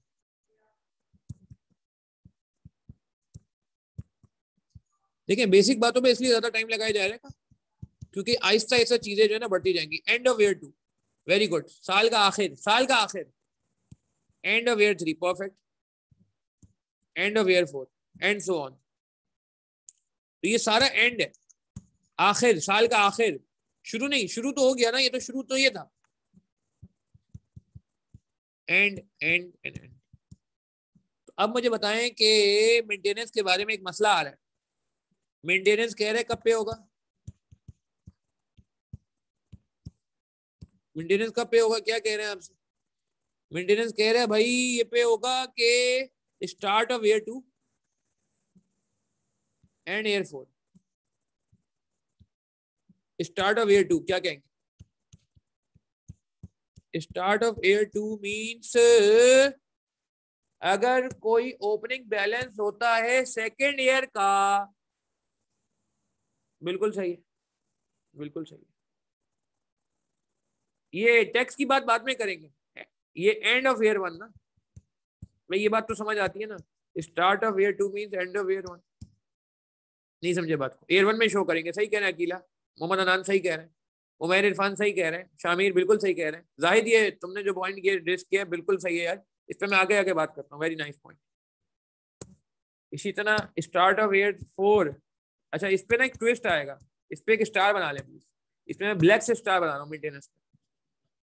ये ब्लैक स्टार किसी वजह से बनाया जा रहा है। ये ब्लैक स्टार का मतलब है इससे आगे भी बात होगी, एक और बात होगी, सस्पेंस है इस सवाल का, सस्पेंस है। ब्लैक स्टार मींस कि इसमें एक सस्पेंस अभी भी छुपा हुआ है, वो मैं अभी नहीं डिस्क्लोज करूंगा, बाद में करूंगा, वो सवाल के आखिर में भी डिस्क्लोज होगा। इसी से रिलेटेड एक एडजस्टमेंट है, एक हिडन एक पॉइंट है जो इन्होंने जाहिद ने बहुत अच्छा पिक किया, मगर ये बाकी लोगों से भी डिस्कस करना है। ये अक्सर आवाम जो है पेपर में मिस कर जाती है, या इतना मतलब जिसे कहते हैं ना कि ध्यान नहीं जा पाता। ये तो आसान है, ये तो आपने सही कहा। ठीक है जी, 1 और 3 क्लियर है आपको कि हम इसको ईयर 1 पे रखेंगे और ईयर 3 पे रखेंगे। अच्छा आगे चलते हैं सर। 25,000 रुपए का खर्चा हुआ। जी जी जी जी जी, बिल्कुल बिल्कुल बिल्कुल आमिर, ये पॉइंट डिस्कस करेंगे इंशाल्लाह, मगर थोड़ा आगे जाने के बाद। Sarfaraz Ahmed will require an increase in working capital of 40,000, tax rate is 30% and will be paid at the end of the same year. ये वर्किंग कैपिटल का क्या सीन है? वर्किंग कैपिटल मुझे बता दें क्या ट्रीटमेंट होता है जी? वर्किंग कैपिटल, वर्किंग कैपिटल का ट्रीटमेंट क्या होता है? 2 ट्रीटमेंट होता है। अच्छा, इसके पीछे लॉजिक समझ लेते हैं। देखिए जी, हमने बिजनेस शुरू किया, सुनिएगा, वर्किंग कैपिटल के ट्रीटमेंट के लिए हम एक बात समझ लेते हैं बिल्कुल, ताकि आज के बाद बात जो है ना ध्यान में आ जाए। वर्किंग कैपिटल का मतलब फॉर्मूला क्या होता है?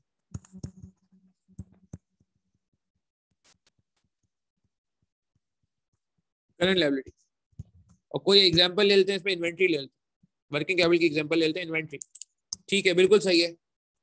अच्छा, लॉजिक भी डिस्कस कर लेते हैं। क्या करेंगे, कैसे ट्रीट करेंगे?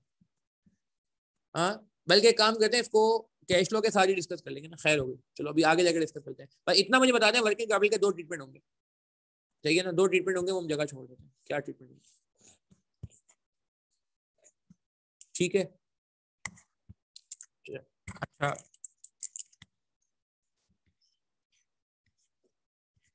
जिनको आता है कोई मसला नहीं, इनको नहीं आता। ठीक है ठीक है, बिल्कुल सही है जाहिद। अच्छा आगे चलते हैं, इसको बिल्कुल डिस्कस करेंगे लॉजिकल, मगर जब रिकॉर्ड करेंगे तब कर लेंगे ताकि सवाल की रीडिंग पहले कंप्लीट हो जाए। आगे क्या कह रहे हैं भाई? Tax rate 30% and will be paid in the same at the end of same year. The weighted average cost of capital of Sarfaraz Ahmed 7%। ठीक है जी। अच्छा फैसल मैं बताता हूँ, मैं रिपीट करता हूँ इसको। Required calculate net present value NPV of the plant and calculate the IRR internal rate of return of the plant. अच्छा अब सुने प्लीज, टैक्स रेट 30% है और सेम ईयर पे हो रहा है। अच्छा आप मुझे बताएं वैसे सवाल का पहला लाइन क्या है? वर्किंग कैपिटल मैंने अभी बताया नहीं है, अभी बनानी। वर्किंग कैपिटल मैं बाद में बताऊंगा जब फुल कैश फ्लो कर रहा हूँ, ताकि मैं चाह रहा हूँ स्ट्रक्चर शुरू हो जाए, एक फोकस के साथ हम सवाल शुरू कर सकें जी। स्टार्ट कैसे करेंगे? प्लांट से स्टार्ट करेंगे।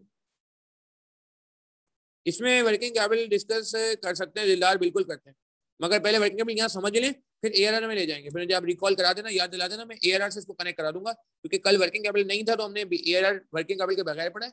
वर्किंग कैपिटल आ जाएगा तो बिल्कुल सही बात है कि हम उसको देख लेंगे। ठीक है, मगर ये आप मुझे रिमाइंड कराइएगा क्लास एंड होने से पहले कि ये हमने एआरआर में इसको ऐड करना है इंशाल्लाह। अच्छा जी, ये सबसे पहले तो एसिड आ रहा है 900,000 का, सही है, और इसकी स्क्रैप वैल्यू 1.5 लाख थी, मगर हम हमारा मिजाज ये नहीं है, हमारा मिजाज ये नहीं, चूंकि इसमें टैक्स में इन्वॉल्व है, चूंकि इसमें टैक्स इन्वॉल्व है, ठीक है, तो इसको आप अभी ना करें, आप स्टार्ट करें टैक्सेबल आइटम से।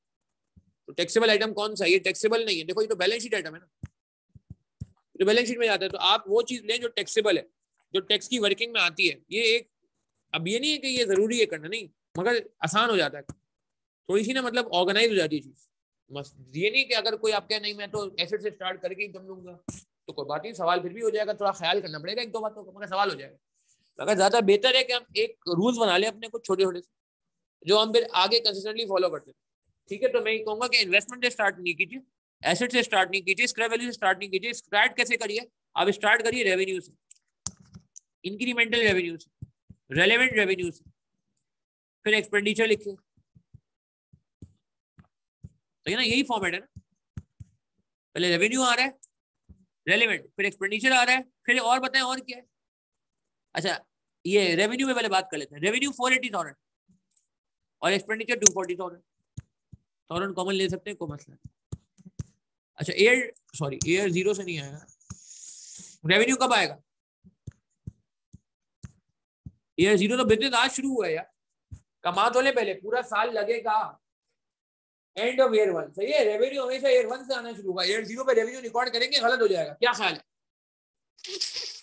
एग्री करते हैं? रेवेन्यू हमें ईयर 1 से रिकॉर्ड करना होगा, ईयर 0 से रिकॉर्ड नहीं करेंगे। रेवेन्यू को आने में टाइम लगता है, रेवेन्यू को रिकॉर्ड होने में टाइम लगेगा, साल होने में। अच्छा, एक्सपेंडिचर भी इतना आपने कर लिया। अच्छा, अब अगली बात, ईयर 2 का रेवेन्यू बता दें कितना। यहाँ पे हम स्टूडेंट कंफ्यूज हो जाते हैं खाना।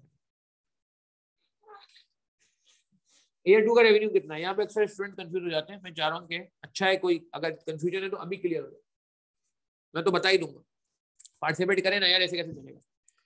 सेकंड ईयर का कितना कह रहे हैं आप लोग? अच्छा ओके, हाँ कुछ आंसर मैं एक्सपेक्ट कर रहा हूँ वैसे, मेजोरिटी सही बता रही है, वेरी गुड। और सही है, और बाकी लोग क्या कह रहे हैं? ठीक है, ठीक है, बिल्कुल नहीं है यार, नहीं। अच्छा, कुछ लोग सोच रहे हैं 960 आना चाहिए, क्यों?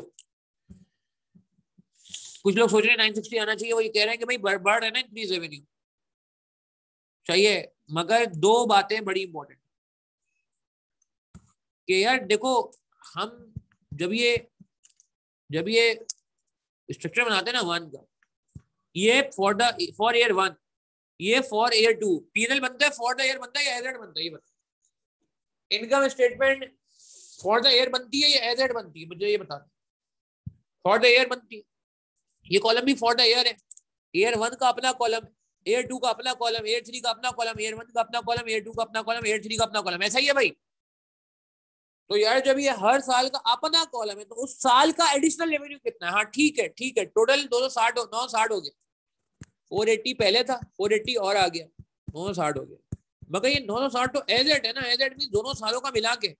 बट अगर मुझे फॉर द ईयर देखना है तो for the year this and for the year this, for the first year this and for the second year this. तो मैं रिपीट करूंगा, बिल्कुल सही कहा, वेरी गुड।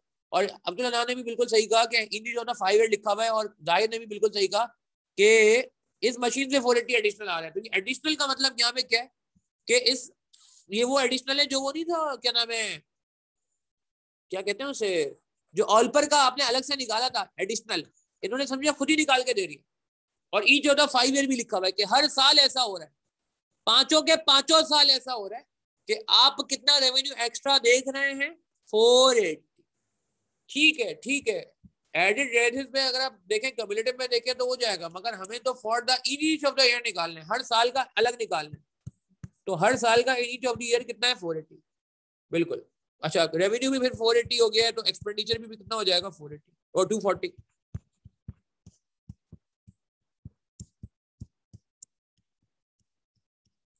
ठीक हो गया।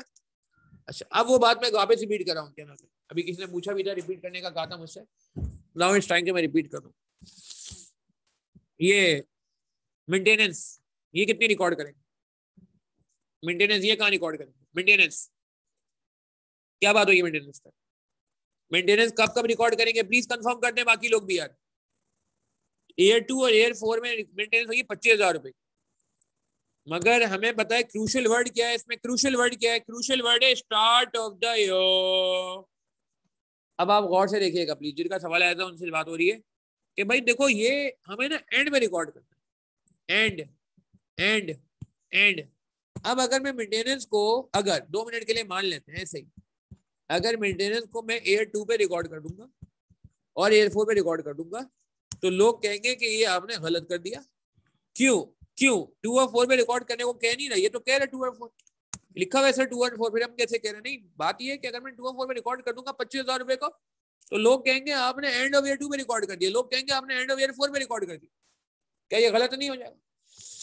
एंड और स्टार्ट में तो फर्क होता है ना, एंड में थोड़ी बोल रहा है, वो तो कह रहे स्टार्ट में करो, स्टार्ट का गेम ही नहीं है, तो एंड है, जब मैं ईयर 2 पे लिखूंगा तो एंड हो जाएगा। तो हमने ये सीखा था भाई, सिंपल सी बात है कि ईयर 2 के एंड, ईयर 2 का स्टार्ट करना है, तो इसका मतलब होता है ईयर 1 का एंड। क्या बात ठीक है जी? और यहाँ पे कितना 24। ठीक है, आसान बातें हैं, मगर अभी कहानी में ट्विस्ट आएगा, मैंने कहा ना। सही है, तो स्टार्ट, ये लिखी हुई भी बात, स्टार्ट ऑफ ईयर 2 का मतलब है एंड ऑफ ईयर 1। अब आपने सही लिखा, अब आपने सही लिखा। और स्टार्ट ऑफ ईयर 4 मतलब एंड ऑफ ईयर। अच्छा एक सवाल, क्या मैंने साल चेंज किया? नहीं नहीं, सवाल में जो इन्फॉर्मेशन है वही यूज किया। हाँ ये जरूर है कि अगर हम पहले जो लिखा था वो लिख देते हैं यहाँ पे तो फिर सवाल चेंज हो जाता, फिर सवाल टेम्पर हो जाता, फिर सवाल की वर्डिंग रिस्पेक्ट नहीं होती, फिर सवाल ऐसा लगता है कि हमने चेंज कर दिया। मेरी बात समझ आ रही है? तो मेंटेनेंस आपने रिकॉर्ड करनी है, मगर इस पे मैंने बताया ना स्टार बनाएंगे, ब्लैक स्टार बनाएंगे, क्योंकि इसकी वजह कहानी है ट्विस्ट आएगा। मेंटेनेंस की वजह से कहानी में ट्विस्ट आएगा। अच्छा आगे बढ़ते हैं भाई, और क्या? अच्छा और बता दें, बस खत्म हो गया मेरे ख्याल से। टैक्स निकाल लें क्या भैया? टैक्स निकाल लें क्या? सब कुछ हो गया। वर्किंग कैपिटल ले लें? नहीं, वर्किंग कैपिटल तो बैलेंस शीट होता है, current asset minus current liability, current asset minus current liability. नहीं और कोई चीज है? बस ये टैक्स निकाल लें, कंफर्म करें प्लीज। रेवेन्यू आ गया, एक्सपेंडिचर आ गया, मेंटेनेंस आ गया, बस मेरे ख्याल से हो गया सारा। टैक्स निकाल लेते हैं। हाँ डेप्रिसिएशन। अच्छा कुछ मेंशन नहीं है तो क्या एज्यूम करेंगे कि अकाउंटिंग और टैक्स बराबर है? अकाउंटिंग डेप्रिसिएशन टैक्स डेप्रिसिएशन बराबर है, बिल्कुल सही है। जोहेब, उमर अब्बासी, यासिर, राहिद, साद, मोहम्मद अनान, मोहम्मद शामिर, बिल्कुल सही। ठीक है जी, अकाउंटिंग डेप्रिसिएशन और टैक्स डेप्रिसिएशन बराबर है, निकाले डेप्रिसिएशन। स्ट्रेट लाइन बोला हुआ इन्होंने, cost minus scrap value upon useful life, cost minus scrap value upon useful life.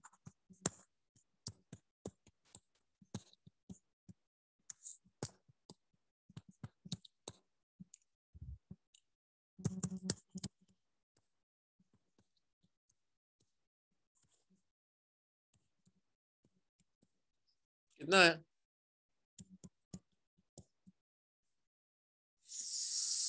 1.5 lakh.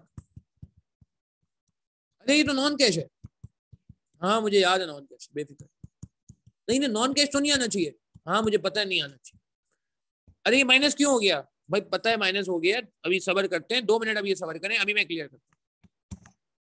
नहीं सर तो ये नॉन कैश तो ये ब्रीच हो रहा है, बिल्कुल ब्रीच हो रहा है, होने ने ब्रीच, सही भी हम करेंगे, गलत हम कर रहे हैं। तो डेप्रिसिएशन माइनस की हमने, ठीक है, क्यों भाई? वजह ये है कि डेप्रिसिएशन माइनस नहीं करेंगे ना तो प्रॉफिट ही नहीं आएगा। प्रॉफिट निकालने के लिए डेप्रिसिएशन को माइनस करना होगा। क्या ये बात समझ आती है? ताकि हम क्या निकाल सके? प्रॉफिट। टैक्स वाला तो किसको जानता है? प्रॉफिट को जानता है। ठीक है जी, तो जरा निकालें प्रॉफिट कितना आ रहा है। 240 एंड 65 आई गेस, 90, 65, 90, 90। अब आप टैक्स निकाल लें। क्या रेट है टैक्स का? 30% आई गेस।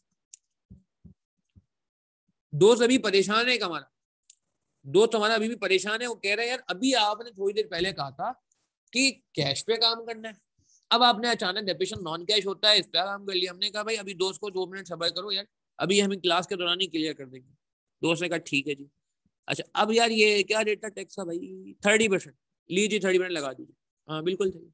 अगेन मैं बातों पर इसलिए ज्यादा जोर दे रहा हूँ क्योंकि मैं बताऊं आपको, चाहे जितना मुश्किल से मुश्किल सवाल आ जाए ना, ये बातें उसके अंदर सब में डिफॉल्ट होंगी। डिफॉल्ट 19.5 टैक्स आ रहा है, 27 टैक्स आ रहा है। चेक करें यार ये फिगर सही है, कैलकुलेटर से कैलकुलेट करके देख लें प्लीज।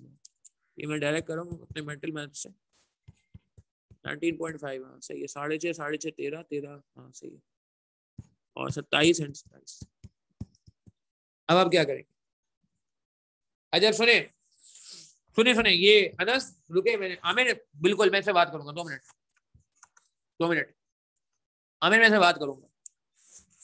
मैं चाह रहा हूँ कि जानबूझ के ना गेन और लॉस क्यों नहीं आया, वकास कालबाती का सवाल है। आमिर वेरी गुड पॉइंट, मैं बात कर, मैंने कहा ना अभी है इसमें ट्विस्ट, ट्विस्ट अभी मैंने जानबूझ कर डिस्कस नहीं किया। हाँ गेन और लॉस, गेन और लॉस क्यों नहीं आ रहा? आना चाहिए भाई, निकाल के देख लो आप, गेन लॉस 0 है। गेन लॉस कैसे निकालते हैं? कॉस्ट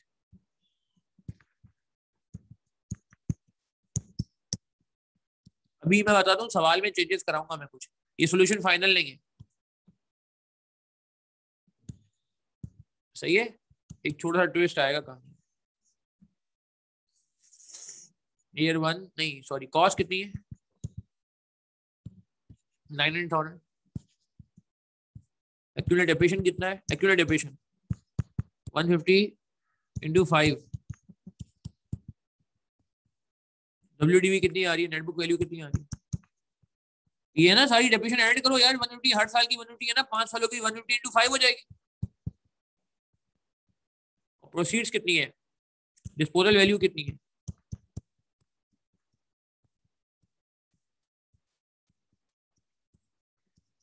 गेन लॉस आ ही नहीं रहा और आता भी नहीं है, स्ट्रेट लाइन में आता भी नहीं, स्ट्रेट लाइन में गेन लॉस वैसे आता भी नहीं। क्यों क्यों? क्योंकि आपने वहीं से डेफिनेशन निकाली है, स्ट्रेट लाइन सेम डेफिनेशन निकाली है। रिड्यूसिंग में हमेशा आता है, रिड्यूसिंग में 99% जानते हैं गेन लॉस आएगा। एक आध केस ऐसा होता है जहां पे वो नहीं आता, वो भी मैं बता दूंगा आगे आगे। तो बात समझ रहे हैं? तो ये हमने कहा कि हाँ जी गेन और लॉस आना चाहिए था, मगर हमने कैलकुलेट करके भी देख लिया और लॉजिक भी वैसे कह रही थी कि चूंकि स्ट्रेट लाइन में काम किया, कांस्टेंट डेप्रिसिएशन है, स्क्रैप वैल्यू को देखते ही डेफिनेशन निकालिए, स्क्रैप वैल्यू को देख के डेफिनेशन निकालिए, तो गेन लॉस आना भी नहीं चाहिए। और देखा नहीं आया, नहीं आया। अच्छा, मगर मैंने कहा ना अभी ट्विस्ट है कहानी। अच्छा, अब दोस्त को हम कह रहे हैं कि भाई दोस्त एक अभी एक फॉरेन टैक्स आ गया और हम एड बैक कर दें डेप्रिसिएशन को, एड बैक कर दें डेप्रिसिएशन को। हाँ भाई सही है, डेप्रिसिएशन एड बैक हो जाएगा कितना, डेप्रिसिएशन एड बैक कर ले 150 150।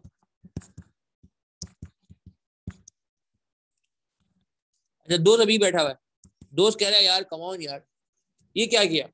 हमने कहा क्या हुआ भाई दोस्त? वो कह रहे हैं आपने पहले माइनस किया और बाद में ऐड कर दिया, तो यार ये तो कैंसिल ऑफ हो गया आपस में। नहीं, तो वो कह रहे इतनी जहमत करने की जरूरत ही क्या थी, डेप्रिसिएशन ने हटा देते। दोस्त कह रहे हैं कि जब बाद में माइनस के बाद प्लस ही करना था तो फायदा क्या है। बिल्कुल सही है जुहेब। तो हम दोस्त को क्या बोलेंगे? हम दोस्त को कहेंगे यार देखो बात ये है कि एडबैक तो करना था, मगर वजह क्या है, क्यों हमने ऐसा किया, लंबा क्यों गेम किया, why we have first deducted and then added back यार, व्हाई? ताकि हमारा ये टैक्स का फिगर सही आ जाए, टैक्स इनकॉर्पोरेट हो जाए, टैक्स एडजस्ट हो जाए, टैक्स सही आ जाए, टैक्सेबल इनकम एक्यूरेट हो जाए। मेरी बात समझ रहे? टैक्स पर्पस के लिए, टैक्स पर्पस के लिए तो डेप्रिसिएशन बिल्कुल आएगा, सिर्फ किसके लिए आएगा? Only for tax purpose. नहीं तो एक सवाल है, दोस्त कह रहे हैं माइनस नहीं करते तो क्या गलती क्या होती? चलो 2 मिनट के लिए मान लें डेप्रिसिएशन काट दिया, वाकई काट दिया, क्या गलती हो जाती? सवाल है मेरा, डेप्रिसिएशन काट दिया, गलती क्या होती है मुझे बताना, रॉन्ग क्या होता?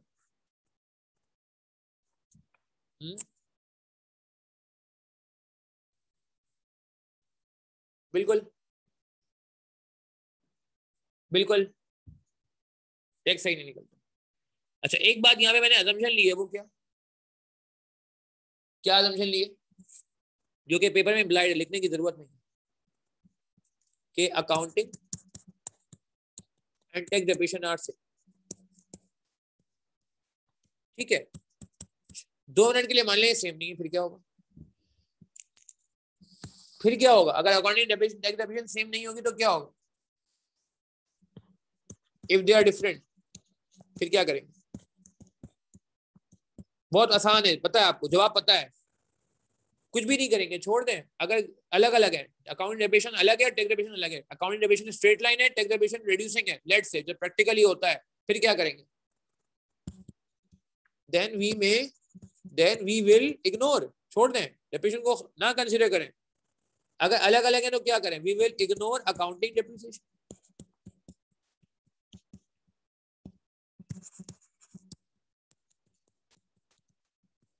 and will only cater, यानी कि अकाउंट डेप्रिसिएशन का पूरे सवाल में कोई काम ही नहीं, लिफ्ट ही नहीं कराए।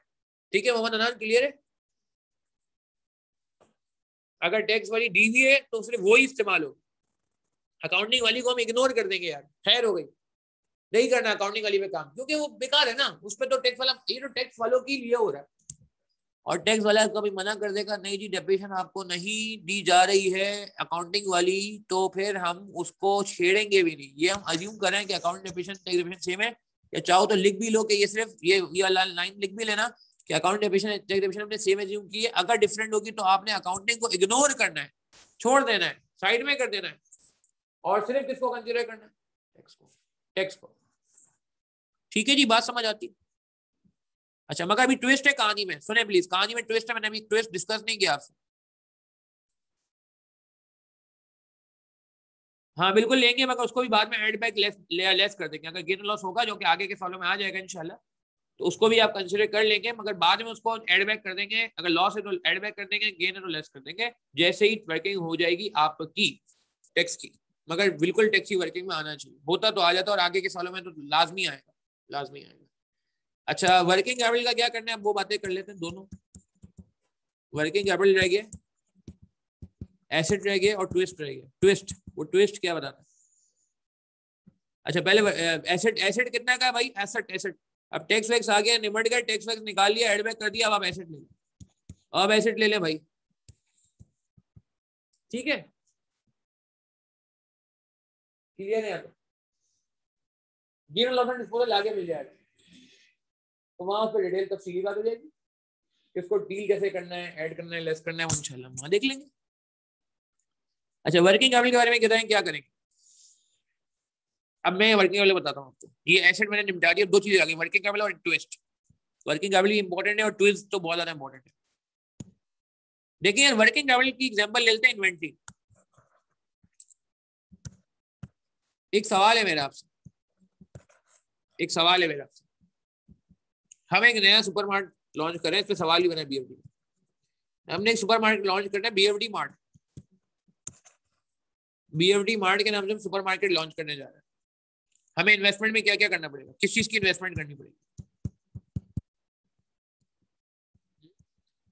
हमें इन्वेस्टमेंट करनी पड़ेगी किसमें? फिक्स्ड एसेट्स में, यानी कि फर्नीचर में, और शेल्फ्स लेने पड़ेंगे, सही, कैमरे लगाने पड़ेंगे, कंप्यूटर लगाने पड़ेंगे, एसी लगाने पड़ेंगे, नहीं? ठीक है, एक तो इन्वेस्टमेंट होगी फिक्स्ड एसेट, ये बात समझ आती है? एक इन्वेस्टमेंट और भी होगी, दूसरी इन्वेस्टमेंट कौन सी होगी? दूसरी इन्वेस्टमेंट ये होगी कि जगह जी शेल्फ आ गए, शेल्फ आ गए, सुनिएगा, शेल्फ आ गए, अब ये शेल्फ खाली पड़े, हमें इनॉग्रेट करना है सुपर मार्केट, मगर शेल्फ खाली पड़े, क्या होगा? क्या होगा? शेल्फ को भरना पड़ेगा ना भाई, सब काम हो गया, एसी भी सही चल रहे हैं, मशीनें भी आ गई, कैश मशीन भी आ गई है, ठीक है, उसके अलावा हमने जो है वो फिक्सचर भी ले लिए, लगा लिए, कैमरे भी लग गए हैं जी सिक्योरिटी पर्पज के लिए, सब काम हो गया, मगर शेल्फ खाली है बेचारे, तो हमें क्या करना पड़ेगा? हमें इन्वेंट्री खरीदनी पड़ेगी, पहली इन्वेंट्री खरीदनी पड़ेगी। अच्छा ये पहली इन्वेंट्री किसके पैसों से आएगी? वर्किंग कैपिटल के इन्वेंट्री आता है ना, तो मैं चाह रहा हूँ इन्वेंट्री से कर लें ताकि इन्वेंट्री समझना आसान। पहली इन्वेंट्री किसके पैसों से आएगी?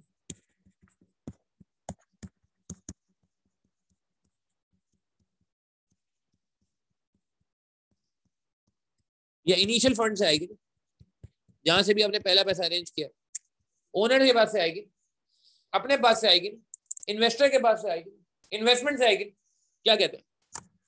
अच्छा पहली इन्वेंट्री आ गई लेट से 10 लाख रुपए, 10 लाख रुपए की सारे शेल्फ भर दिए, अब मुझे बताएं ये शेल्फ भर दिया 10 लाख रुपए की इन्वेंट्री डाल के, तो मसला थोड़ी है, ये इन्वेंट्री बिक जाएगी तो हम 10 लाख रुपए निकाल लेंगे, क्या ख्याल है? पहली इन्वेंट्री जो 10 लाख रुपए की डाली है, कोई मसला थोड़ी है, स्टक थोड़ी हुआ पैसा, ब्लॉक थोड़ी हुआ है, क्या ख्याल है?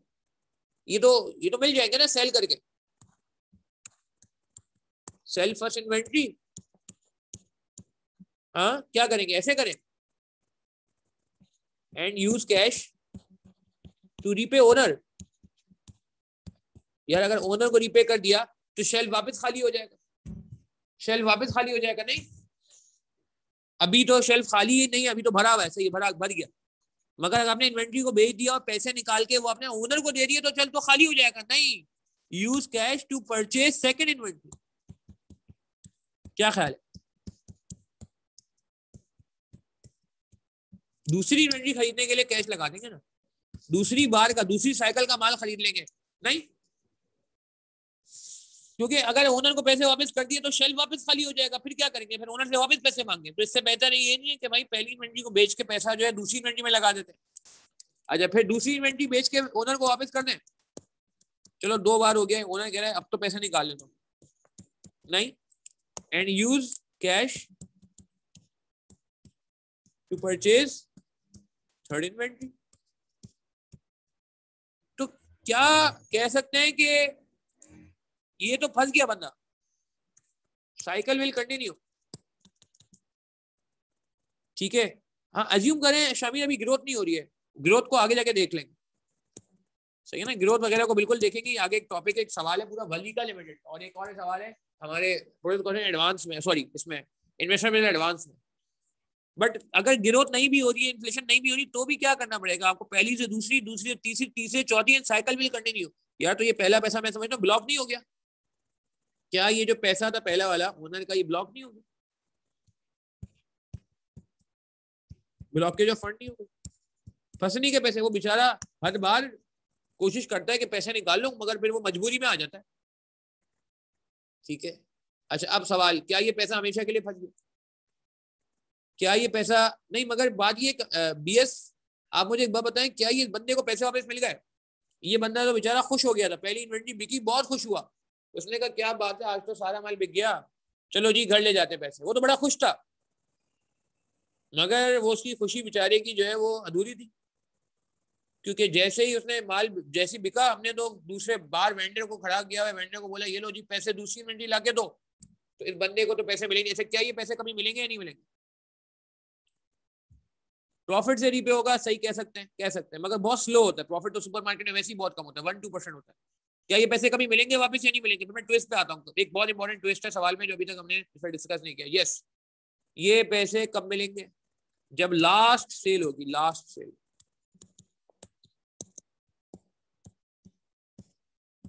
will not be used more inventory।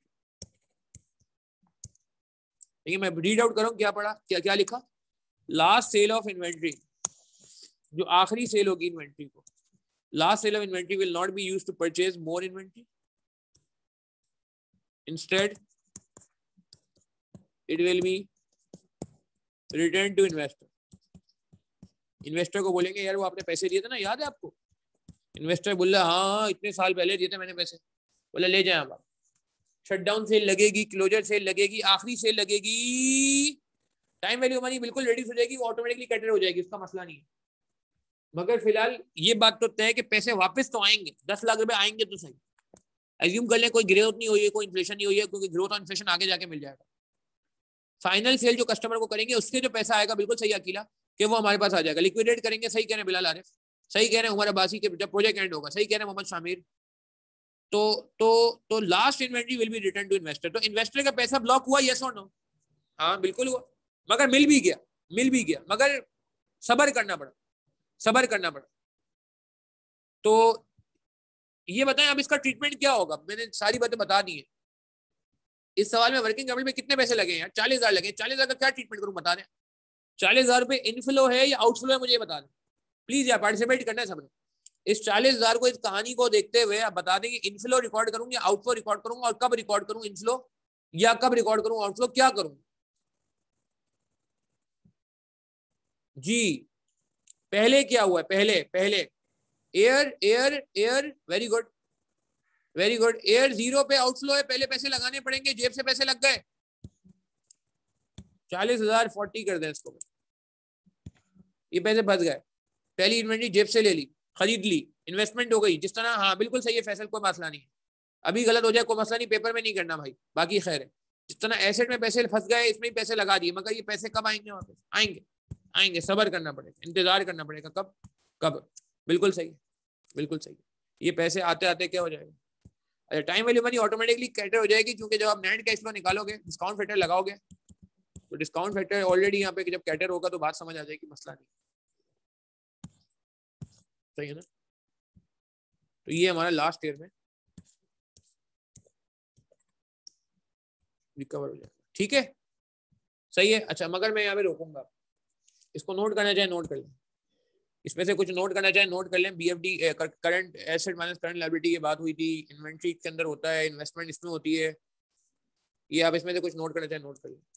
बिल्कुल अरूबा, बिल्कुल एडिशनल इन्वेस्टमेंट कितना लेंगे कह सकते हैं, बिल्कुल सही, एडिशनल इन्वेस्टमेंट है, क्योंकि देखें 2 इन्वेस्टमेंट हो रही है, एक तो फिक्स एसेट में हो रही है, और दूसरी इन्वेस्टमेंट किसमें हो रही?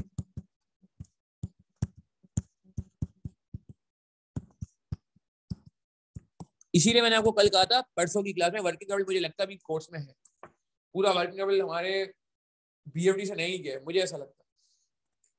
और कुछ मैंने आपको की टर्म बताए भी थे जो वर्किंग कैपिटल से रिलेटेड है, तो इसलिए उसको कंप्लीटली हम राइट ऑफ नहीं करेंगे वर्किंग कैपिटल,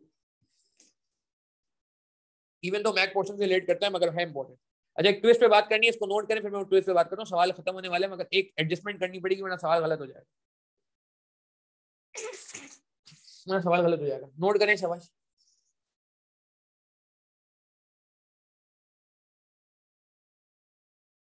हाँ जाहिद सही कह रहे हैं, सही कह रहे हैं जाहिद, बिल्कुल सही कह रहे हैं जाहिद, यही ट्विस्ट, यही ट्विस्ट। नोट करें।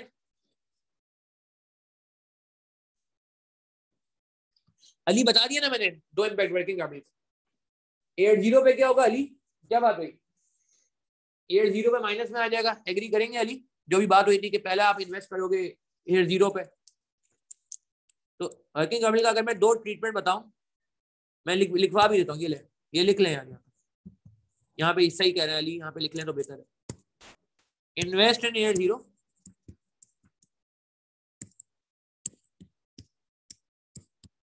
आउटफ्लो, एग्री करेंगे?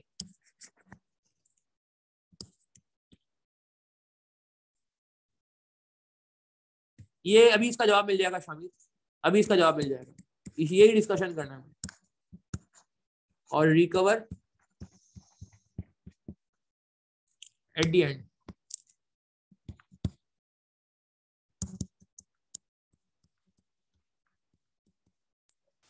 ठीक है जी, ये नोट कर ले।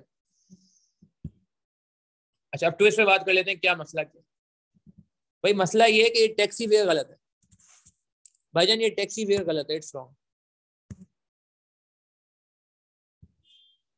ये चेंज होगी। नेट कैश फ्लो आएगा, बिल्कुल नेट कैश फ्लो आएगा, डिस्काउंट फैक्टर पता है 7% है, वो मसला नहीं है। 7% डिस्काउंटिंग कैसे करेंगे हमें पता है, डिस्काउंटिंग कैसे करते हैं हम जानते हैं, 1.07 से डिवाइड कर देंगे पावर 1, 1.707 पावर 2 से डिवाइड कर देंगे, 1.07 पावर 3 से डिवाइड कर देंगे, ये आसान बात है। डिस्काउंटिंग बचपन से सुनते आ रहे हैं और थोड़ी बहुत झलक देख भी ली थी, मगर बात समझे, नेट कैश फ्लो नहीं निकाल सकते, टैक्स में गलती है, बताएं क्या? वो बता सकता है टैक्स में क्या गलती है? टैक्स गलत है, डेप्रिसिएशन की ऐसा नहीं, डेप्रिसिएशन सही है, डेप्रिसिएशन का मसला नहीं है, मसला कुछ और है, मसला कुछ और है, बताते हैं, बताते हैं, इसको नोट करें, बताते हैं। हाँ बिल्कुल मेंटेनेंस की वजह से, वेरी गुड, कल्प्रिट यही है। एक ही चीज बची है ना, पूरा सवाल खत्म होने वाला है, अब तो बात करनी पड़ेगी। एक सवाल है मेरा आपसे, सुनिएगा, मैं आपको एक सबूत देना चाहूंगा, पहले एक सबूत देना चाहूंगा, एक सबूत देना चाहूंगा, सुनिएगा। ये पहले मैं आपसे सवाल करना चाहूंगा, एक सवाल करना चाहूंगा आपसे। आपको पता है बैंक्स नॉर्मली 5-5 साल 10-10 साल के रेंट एडवांस में देते हैं, आपको ये बात पता है? बैंक्स जगह पक्की करने के लिए कोई उनको निकाल ना दे, क्योंकि बैंक्स आपने देखे बड़े ऑर्गेनाइज्ड होते हैं, पूरी इन्वेस्टमेंट हुई होती है, शेल्फ कैसे बनाने हैं, कौन सी चीज कहाँ करनी है, कैश रूम कहाँ होगा, मैनेजर का रूम कहाँ होगा, क्यूबिकल्स कैसे होंगे। तो जब बैंक कोई जगह लेता है ना रेंट में, तो वो 10 साल का रेंट पे कर देता है, 5 साल का रेंट पे कर देता है, या आप प्रैक्टिकली कभी जाएंगे तो कुछ जगह पे आपको शायद मिल भी जाएगी इस तरह के इंस्टेंसेस। तो मेरा सवाल ये है कि अगर टैक्स, अगर 5 साल का रेंट 1 साल पे कर दिया बैंक ने, कुछ एजुकेशन इंस्टीट्यूशन भी ऐसे करते हैं, क्योंकि बहुत महंगी इन्वेस्टमेंट इन्वॉल्व होती है उसमें, तो वो ये करते हैं कि जो बड़े बड़े स्कूल्स हैं, अगर मैं बात करूं बीकन हाउस वगैरह है, सिटी स्कूल है, तो इनका ये है कि वो पहले से ही ना 5-5 10-10 साल के कॉन्ट्रैक्ट करके रख लेते, ठीक है जी बिल्कुल, कि भाई वो राइट से है, अब वो बिल्डिंग चेंज करना आसान नहीं, पता चला 1 साल उन्होंने जो है सेटिंग की, 1 साल बाद लैंडलॉर्ड बोले भाई एग्रीमेंट खत्म हो गया, चलें जी दूसरा बंदा आ रहा है, जाएं आप। जब भी तो IFRS 16 ने आके बोला, मेरे ख्याल से आप लोगों को शायद एग्री करोगे, IFRS 16 जब भी कहता है ऑपरेटिंग लीज को भी फाइनेंस लीज बना दो, सुना है आपने कहीं IFRS 16 में ये बात होती है आजकल, कि वो ऑपरेटिंग लीज को भी कहता है कि आप कुछ ना कुछ वर्किंग कर करा के इसको फाइनेंस लीज की तरफ ले जाओ, जो वन ऑफ द मुझे जो डिफरेंस नजर आता है IAS 17 और IFRS 16 में। खैर तो खैर बात कहीं और चली जाएगी, मगर बात को वो रेलिवेंट करते हैं कि आप क्या टैक्स पर्पज के लिए 5 सालों का रेंट एक साथ शो कर सकते हैं, सवाल है। हाँ लेसी के लिए बता रहा था मैं वो, खैर क्या आप 5 सालों का रेंट एक साथ क्लेम कर सकते हैं? सवाल है मेरा आपसे। टैक्स पढ़ते हैं, आपने पढ़ा भी है, पढ़ भी रहे होंगे, नहीं पढ़ा तो पढ़ भी लेंगे। और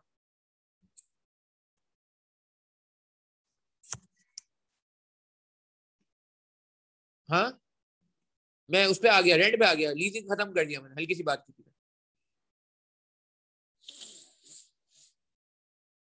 नहीं, पे कर दिया 5 सालों का, तो क्या 5 सालों का क्लेम कर लें? सवाल है मेरा। नहीं नहीं नहीं, अलाउ नहीं करता, वो इनकर पे चलता है। टैक्स वाले आपको दो ऑप्शन देते हैं, कैश बेस अकाउंटिंग और एक्रूवल बेस अकाउंटिंग। कैश वाले आपको दो ऑप्शन देते हैं, कैश बेस और एक्रूवल बेसिस अकाउंटिंग। ज्यादातर कंपनियां कौन सी अकाउंटिंग फॉलो करी है? ज्यादा कंपनियां जब आप कोई क्लाइंट पे भी जाते हैं, देखते हैं, तो टैक्स वाले आपको दो मेथड अलाउ करते हैं। कौन सा मेथड ज्यादा चलता है? Accrual basis. कैसे? इसका मैं एक और प्रूफ भी देता हूँ। आपने वो एग्जांपल सुनी है कि अगर 3 साल तक लायबिलिटी पे ना हो, कोई टैक्सेबल एक्सपेंस पे ना हो, तो वो एड बैक हो जाता है। कहीं आपने सुना है ये रूल कैफ लेवल पे या कहीं? अच्छा, मैं अजान के बाद बात करूंगा यार, 1 मिनट, अजान के बाद बात करते हैं। 1 मिनट, अजान हो रही है, फिर हम बात करते हैं। अच्छा हाँ, तो मैं सवाल कर रहा था कि भाई क्या आपने ये बात सुनी है कि आपने जो है वो अगर 3 साल तक एक्सपेंस पे नहीं किया हो तो टैक्स वाले एड बैक कर देते हैं। Time barred liability, time barred taxable expense. इससे क्या लगता है, इससे क्या इंप्रेशन मिलता है कि टैक्स वाले ने आपको क्लेम दे दिया है या नहीं दिया? टैक्स वाले ने जब वो एड बैक करने की बातें कर रहा है, 3 साल का टाइम दे रहा है, और वो कह रहे हैं 3 साल तक पे नहीं करोगे तो मैं एड बैक कर दूंगा, टैक्सेबल कोई लायबिलिटी है या टैक्सेबल कोई एक्सपेंस है। हाँ, तो क्या वो कहना चाह रहा है, क्या वो आपको क्लेम दे चुका है या नहीं दे चुका है? मेरा सवाल ये, अभी अभी एग्जिस्टिंग में, आज। एडबैक तो बाद में करेगा, वो तो बात की बात है, मगर अभी जब उसने आपको जब ये बात बोली, इसका मतलब उसने चार्ज करवा दिया है, बेनिफिट दे दिया है, वेरी गुड। जब भी तो वो धमकी दे रहा है कि भाई नहीं पे करोगे ना तो मुझे लगेगा ये फेक है, या आपने ऐसी जाली एक्सपेंस रिकॉर्ड कर दिया, क्योंकि उसका तो कोई बंदा ही नहीं है अवेलेबल। सही है। अब मैं ये कहना चाह रहा हूं कि इसका मतलब ये हुआ कि टैक्स वाला आपको एक्रूअल बेसिस अलाउ करता है, और बहुत सारी कंपनियां पाकिस्तान में एक्रूअल बेसिस पे काम करती हैं, एक्रूअल बेसिस फॉर टैक्सेशन, ताकि उनको आसानी हो जाए, क्योंकि अकाउंट भी एक्रूअल बेसिस पे बनते हैं, फाइनेंशियल स्टेटमेंट आईएफआरएस आईएएस भी एक्रूअल बेसिस कहता है, तो थोड़ी आसानी हो जाती है, रिलैक्सेशन मिल जाती है। क्या ये बात पता है? अब मैं ये कहना चाह रहा हूँ कि भाई बात ये है कि हमने जो प्रॉफिट कैलकुलेट किया है ना, इसमें गड़बड़ हो गई। एक गड़बड़ ये हो गई है, अब जरा गौर करिएगा, ये मैं ब्लैक से कर रहा हूँ वर्किंग, या चलो मैं रेड से ही लिख लेता हूँ। 65, 90, 65, 90 एंड 90, यानी कि एक्रूअल बेस का मतलब है कि जिस साल का एक्सपेंस होगा उस साल रिकॉर्ड करना चाहिए आपको। ठीक है ना? हाँ, पे नहीं होगा तो बाद में रिवर्स हो जाएगा। और रेंट अगर अंदर 10 सालों का एडवांस पे कर दिया है, तो ये नहीं कि 10 साल का आपने आज ही सारा क्लेम कर दिया। टैक्स वाला बोलेगा भाई आपने जब एक्रूअल बेसिस मुझसे अप्रूव करा लिया है, तो ये थोड़ी फिर हम मिक्स प्लेट करें। बिल्कुल, टैक्स में सही कह रहे हैं जाहिद, एक्रूअल बेस पे चलती है। अब मुझे बताएं इसमें गड़बड़ क्या होगी। इसमें गड़बड़ ये है कि जरा इस मेंटेनेंस को गौर से देखिए, इस मेंटेनेंस को गौर से देखिए, ये एयर 1 की है या एयर 2 की है, बस मुझे ये बता दें। ये जो मेंटेनेंस है ये कब से पर्टेन करती है? ये 25 रुपए का फिगर कौन से साल से रिलेट करता है? ठीक है, मैंने एयर 1 के एंड में लिख दिया किसी मजबूरी के तहत, मगर अगर आप गौर करेंगे है किस साल का, कहीं लिखा हुआ है सवाल, साफ साफ लिखा हुआ। भाई ईयर 2 के एडवांस में पे कर दिया, मगर ये है कब कब? अच्छा, कोई मुजायका नहीं है, प्रैक्टिकली बहुत सारे एक्सपेंस एडवांस में पे हो जाते हैं, इंश्योरेंस भी उसमें से एक है। क्वेश्चन शो कर दिया मैंने आपके सामने कि मेंटेनेंस का जो एक्सपेंस है, ठीक है स्टार्ट में पे हुआ है, जब भी हमने उसको ईयर 1 3 में रिकॉर्ड कर लिया, मगर टैक्स वाला तो ईयर 2 और ईयर 4 में अलाउ करेगा ना, एक्रूअल बेस पे अलाउ करेगा। मेरी बात समझ आ रही है? ये एक्सपेंस तो असल में एयर 2 और एयर 4 का, ठीक है, एयर 2 के शुरू में और एयर 4 के शुरू में पे हो गया, मगर ये एट्रीब्यूट किससे करता है? यस, पर्टेन किससे करता है? बिल्कुल सही कहा शामिल, पर्टेन्स टू ईयर 2 एंड 4। तो अब क्या करें मुझे बता दें, आइंदा हमें अलर्ट रहना पड़ेगा। जब एडवांस आएगा, जब एडवांस पेमेंट आएगी, तो हम आइंदा से सुपर अलर्ट हो जाएंगे। पहले सवाल में मैं सारी बातें इसलिए कर रहा हूँ, छुपी हुई बातें, ताकि हम आगे जाके जब बड़े बड़े सवाल करेंगे तो वहां फिर हमें बातें समझने में आसानी होगी। तो मुझे बताएं क्या किया जाए। ये 90, ये 65 रुपीज का जो प्रॉफिट आया है, ये क्या ओवर स्टेड हुआ है, अंडर स्टेड हुआ है? बस मुझे बता दें। हाँ बिल्कुल बिल्कुल, दिलदार टैक्स के लिए सही होगा, फिर वो कैश वाला हिल जाएगा जी। जल्दी बता दें, 65 ये अंडर स्टेड हुआ है या ओवर स्टेड हुआ है? अंडर स्टेड का मतलब है कि कम हो गया प्रॉफिट या ज्यादा हो गया, कोई एक आंसर है। ये तो अंडर स्टेड या ओवर स्टेड डिपेंड करता नहीं, बोल दीजिएगा। सही कह रहे हैं आकाश, सही कह रहे हैं मदर लतीफ, सही कह रहे हैं Faisal, very good very good, बिल्कुल सही है। प्लीज पार्टिसिपेट करें, 10 मिनट भी नहीं रहे हमारे पास, क्लास खत्म होने वाली है, 7-8 मिनट में खत्म हो जाएगी जी। यस, ये अंडरस्टूड हुआ। क्यों क्यों क्यों? क्योंकि इसमें एक एक्सपेंस रिकॉर्ड हुआ है जो एयर 1 का ही नहीं, जो एयर 2 का है यार। टैक्स वाला एयर 1 में इसको खत्म कर देगा, क्या कर देगा, एड बैक कर देगा। अब क्या करूं मैं 65 में, ऐड करूं लेस करूं? जो मेंटेनेंस पेमेंट है, अच्छा एक सवाल है, तो यार ये चेंजेस मैं यही ना कर दूं, ये चेंजेस मैं यही ना कर दूंगी, यहीं से उड़ा देता हूं इसको यार, इतनी मेहनत करने की जरूरत क्या है, यहीं से ऐसे कर देता हूं। जब ऐसा ही करना है, अब सही है या नहीं? अरे नहीं नहीं नहीं भाई, ये बिगड़ जाएगा बिगड़ जाएगा, प्लीज ये बात समझे। कैश फ्लो तो यार एयर 1 और 3 पे, इस पे बड़ी मेहनत हो गई है। कैश फ्लो, ये कैश फ्लो तो एयर 1 में और 3 में ही आएगा, कैश की पेमेंट तो यहीं पे रिकॉर्ड होगी, मगर सिर्फ टैक्स का मसला है, प्लीज ठीक है। नहीं नहीं फराज, फराज ऐसी कोई एजम्पशन पेपर नहीं लेंगे जो क्लैश करे हमारे कॉन्सेप्ट से, बिल्कुल भी नहीं। मैंने इसीलिए आपको पूरे कोर्स मना करूंगा एजम्पशन लेने से। तो मेंटेनेंस पेमेंट जो आपने की हुई है, कितने रुपए की पेमेंट की? 25 रुपए की पेमेंट की हुई है, ये आप ऐड कर, ये आप ऐड कर और लेस कर दें मेंटेनेंस एक्सपेंस। ये कब का, ये कब क्लेम होगा? ये क्लेमेबल कब है? क्लेमेबल कब है? क्लेमेबल, ये क्लेमेबल है एयर 2 में, ये क्लेमेबल है एयर 4 में। तो देखें क्या आ रहा है, टैक्सेबल प्रॉफिट कितना आ रहा है? सही टैक्सेबल प्रॉफिट 90, 65, 90, 65, 90। क्या ये बात समझ आती है? क्या ये बात समझ आती है? ये तो फराज नॉर्मल है, देखें इसीलिए आज ये एग्जांपल कराई जा रही है कि आइंदा जब भी इस तरह का टकराव होगा कि आप एक्सपेंस एडवांस में रिकॉर्ड कर रहे होंगे, ठीक है ना, जब एडवांस में रिकॉर्ड करेंगे तो ये टैक्स का मसला आएगा, टैक्स की वर्किंग सेपरेट करनी पड़ेगी, टैक्स लायबिलिटी अलग से निकालनी पड़ेगी। तो निकाल लें जरा, टैक्स रेट कितना है?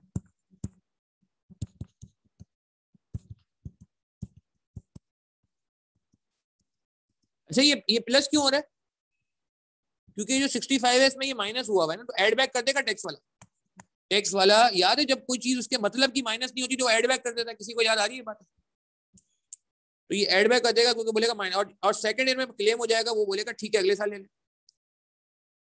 एडवांस पेमेंट है फराज, ये लिखा हुआ है ना, ईयर 2 के स्टार्ट में पे हो रहा है नहीं चंदा? स्टार्ट जब भी तो एडवांस, जब भी तो इसको 2 की जगह 1 लिखा और 4 की जगह 3 लिखा। हाँ बिल्कुल अली बलोच। अच्छा सिंपल करते हैं बात को, क्या एयर 1 में ये क्लेम हो सकता है? बस मुझे ये बता दें, यस और नो, बात खत्म। क्या ये एयर 1 में क्लेमेबल है, यस और नो? मेंटेनेंस कॉस्ट ये वाली, क्यों? क्यों नहीं? नो बिल्कुल सही है, नहीं हो सकता क्लेम। क्यों? क्योंकि ये पर्टेन कब से कर रहा है? एयर 2 से। इसीलिए टैक्स वाला कहेगा कि भाई थोड़ा सबर कर लें आप, एयर 1 में अभी हटाएं इसको और एयर 2 में मुझसे क्लेम ले लीजिएगा, एयर 3 में हटाएं, एयर 4 में क्लेम ले लीजिएगा। चले जी, तो टैक्स पेमेंट कितनी आएगी, टैक्स लायबिलिटी कितनी आएगी?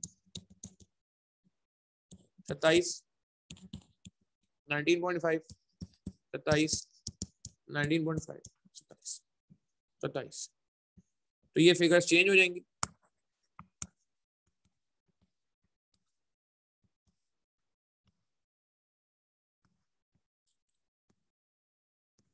सत्ताईस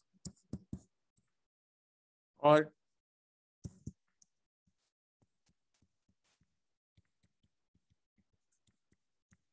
बाकी कोई वर्किंग चेंज करने की जरूरत। ठीक है जी, अब आप नेट कैश फ्लो निकाल लें, डिस्काउंटिंग कर लें, प्रेजेंट वैल्यू निकाल लें, तो एनपीवी नेट प्रेजेंट वैल्यू आ जाएगी आपके पास। Thank you Zahid, thank you. 940, 188, 220.5, 188, 220.5, 403। Thank you Zahid. Zahid discounting की है, डिस्काउंटिंग करनी हमें आती है भाई, डिस्काउंटिंग करनी सीख ली थी। डिवाइड बाय 1 प्लस आई की पावर n, 1.07 की पावर 1, 1.07 स्क्वायर, 1.07 की पावर 3, 1.07 की पावर 4, 1.07 की पावर 5। इसका आईआरआर नेक्स्ट क्लास में होगा, आज आईआरआर नहीं हो सकेगा। अगर किसी ने कैलकुलेशन कर लिया तो ये भी बता दो। ये वर्किंग काफी डेंजरस थी W1, और ये सिर्फ एक वजह से हुई, मेंटेनेंस, जिसमें ब्लैक स्टार पहले बना दिया। अच्छा मैं ही कर लेता हूँ, 403 डिवाइड बाय 1.07 डिवाइड बाय 5, 287 आ रहा है आखिरी में, 220.5 डिवाइड बाय 1.07 की पावर 4, 168.2 डिवाइड बाय 1.07 की पावर 3। देखें कोई मसला नहीं है, आपके पास व्हाट्सएप का एक्सेल भी है मेरे, कोई कंफ्यूजन वगैरह हो तो आप व्हाट्सएप भी कर सकते हैं। 143.5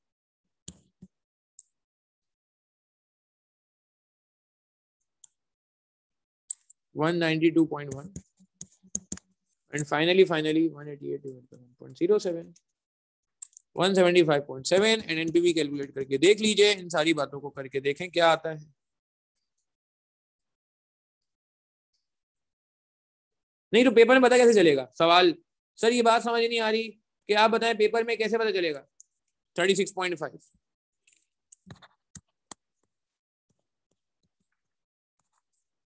प्लस में आ रही है, अच्छी बात है, प्रोजेक्ट कैसे पता है। टेक्स्ट वाला बात, बिजली बात मैं रिपीट कर देता हूँ, मैं बस ये कह रहा हूँ यार कि आप प्लीज गौर करिएगा। लास्ट बात, फिर हम एंड करते हैं क्लास को, कि ये जो मेंटेनेंस एक्सपेंस है ये असल में एयर 2 का है। पहले तो मुझे बता दें क्या ये बात समझ आती है? BS कंप्यूटर आपसे बात हो रही,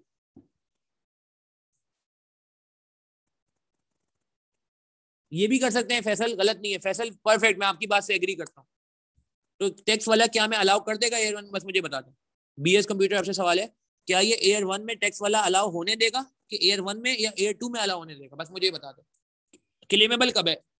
अलाउबल क्यों कह रहा हूँ? क्योंकि टैक्स एक्सपेंस अलाउबल होता है, टैक्स एक्सपेंस हमारे प्रॉफिट को कम करता है, तो फिर एयर 1 में तो गलत माइनस हो गया ना, फिर एयर 1 पे तो गलत टैक्स लग गया ना, फिर 65 पे तो गलत टैक्स लग गया ना। 65 पे टैक्स लगा था, 19.5 आया था आपके पास शायद पहले, जो मैंने आप लोगों से चेंज करवा दिया। इसका मतलब हमने तो गलत टैक्स लगा लिया, टैक्स वाला तो मानने को तैयार ही नहीं है, टैक्स वाला तो कह रहे हटाओ इसको आप, क्या ख्याल है? तो हमने क्या किया कि पहले इसको ऐड किया ताकि 90 पे आ जाए।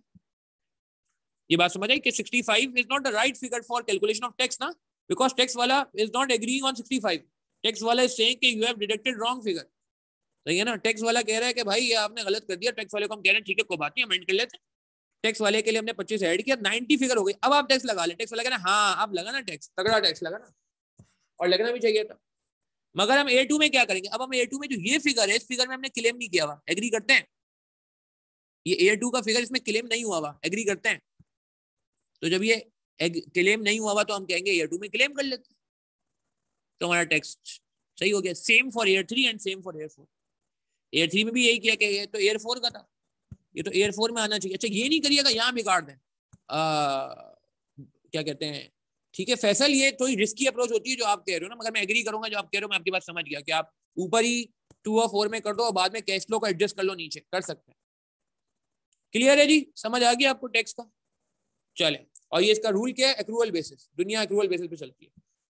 चले यहीं तक रखते हैं यार आज की क्लास, नमाज का भी टाइम हो गया, 4:30 हो गया असर की नमाज का, आई थिंक यहीं तक रखते हैं। अच्छा अब आपको पता है तरीका कार क्या होगा, मैं आपको 2 लेक्चर दूंगा रिकॉर्डेड, जो सबको अवेलेबल होंगे। क्या कहते हैं, चाहे अभी तो चूंकि डेमो चल रहे हैं तो 2 रिकॉर्डेड लेक्चर पोर्टल में अपलोड कर दूंगा आज रात में, कल तक इंशाल्लाह। तो आपके पास 3-4 दिन का टाइम होगा, या 5 दिन में 2 लेक्चर मजीद देखें, और फिर सैटरडे को हम जो 2 लेक्चर हो जाएंगे उसके आगे की कहानी डिस्कस करेंगे, ताकि डिसिप्लिन इंश्योर है। प्लीज ये सैटरडे संडे की क्लासेस आप मिस ना करेंगे, अब आपकी कन्वीनियंस के हिसाब से इस बार टेलर किया जा रहा है, ठीक है?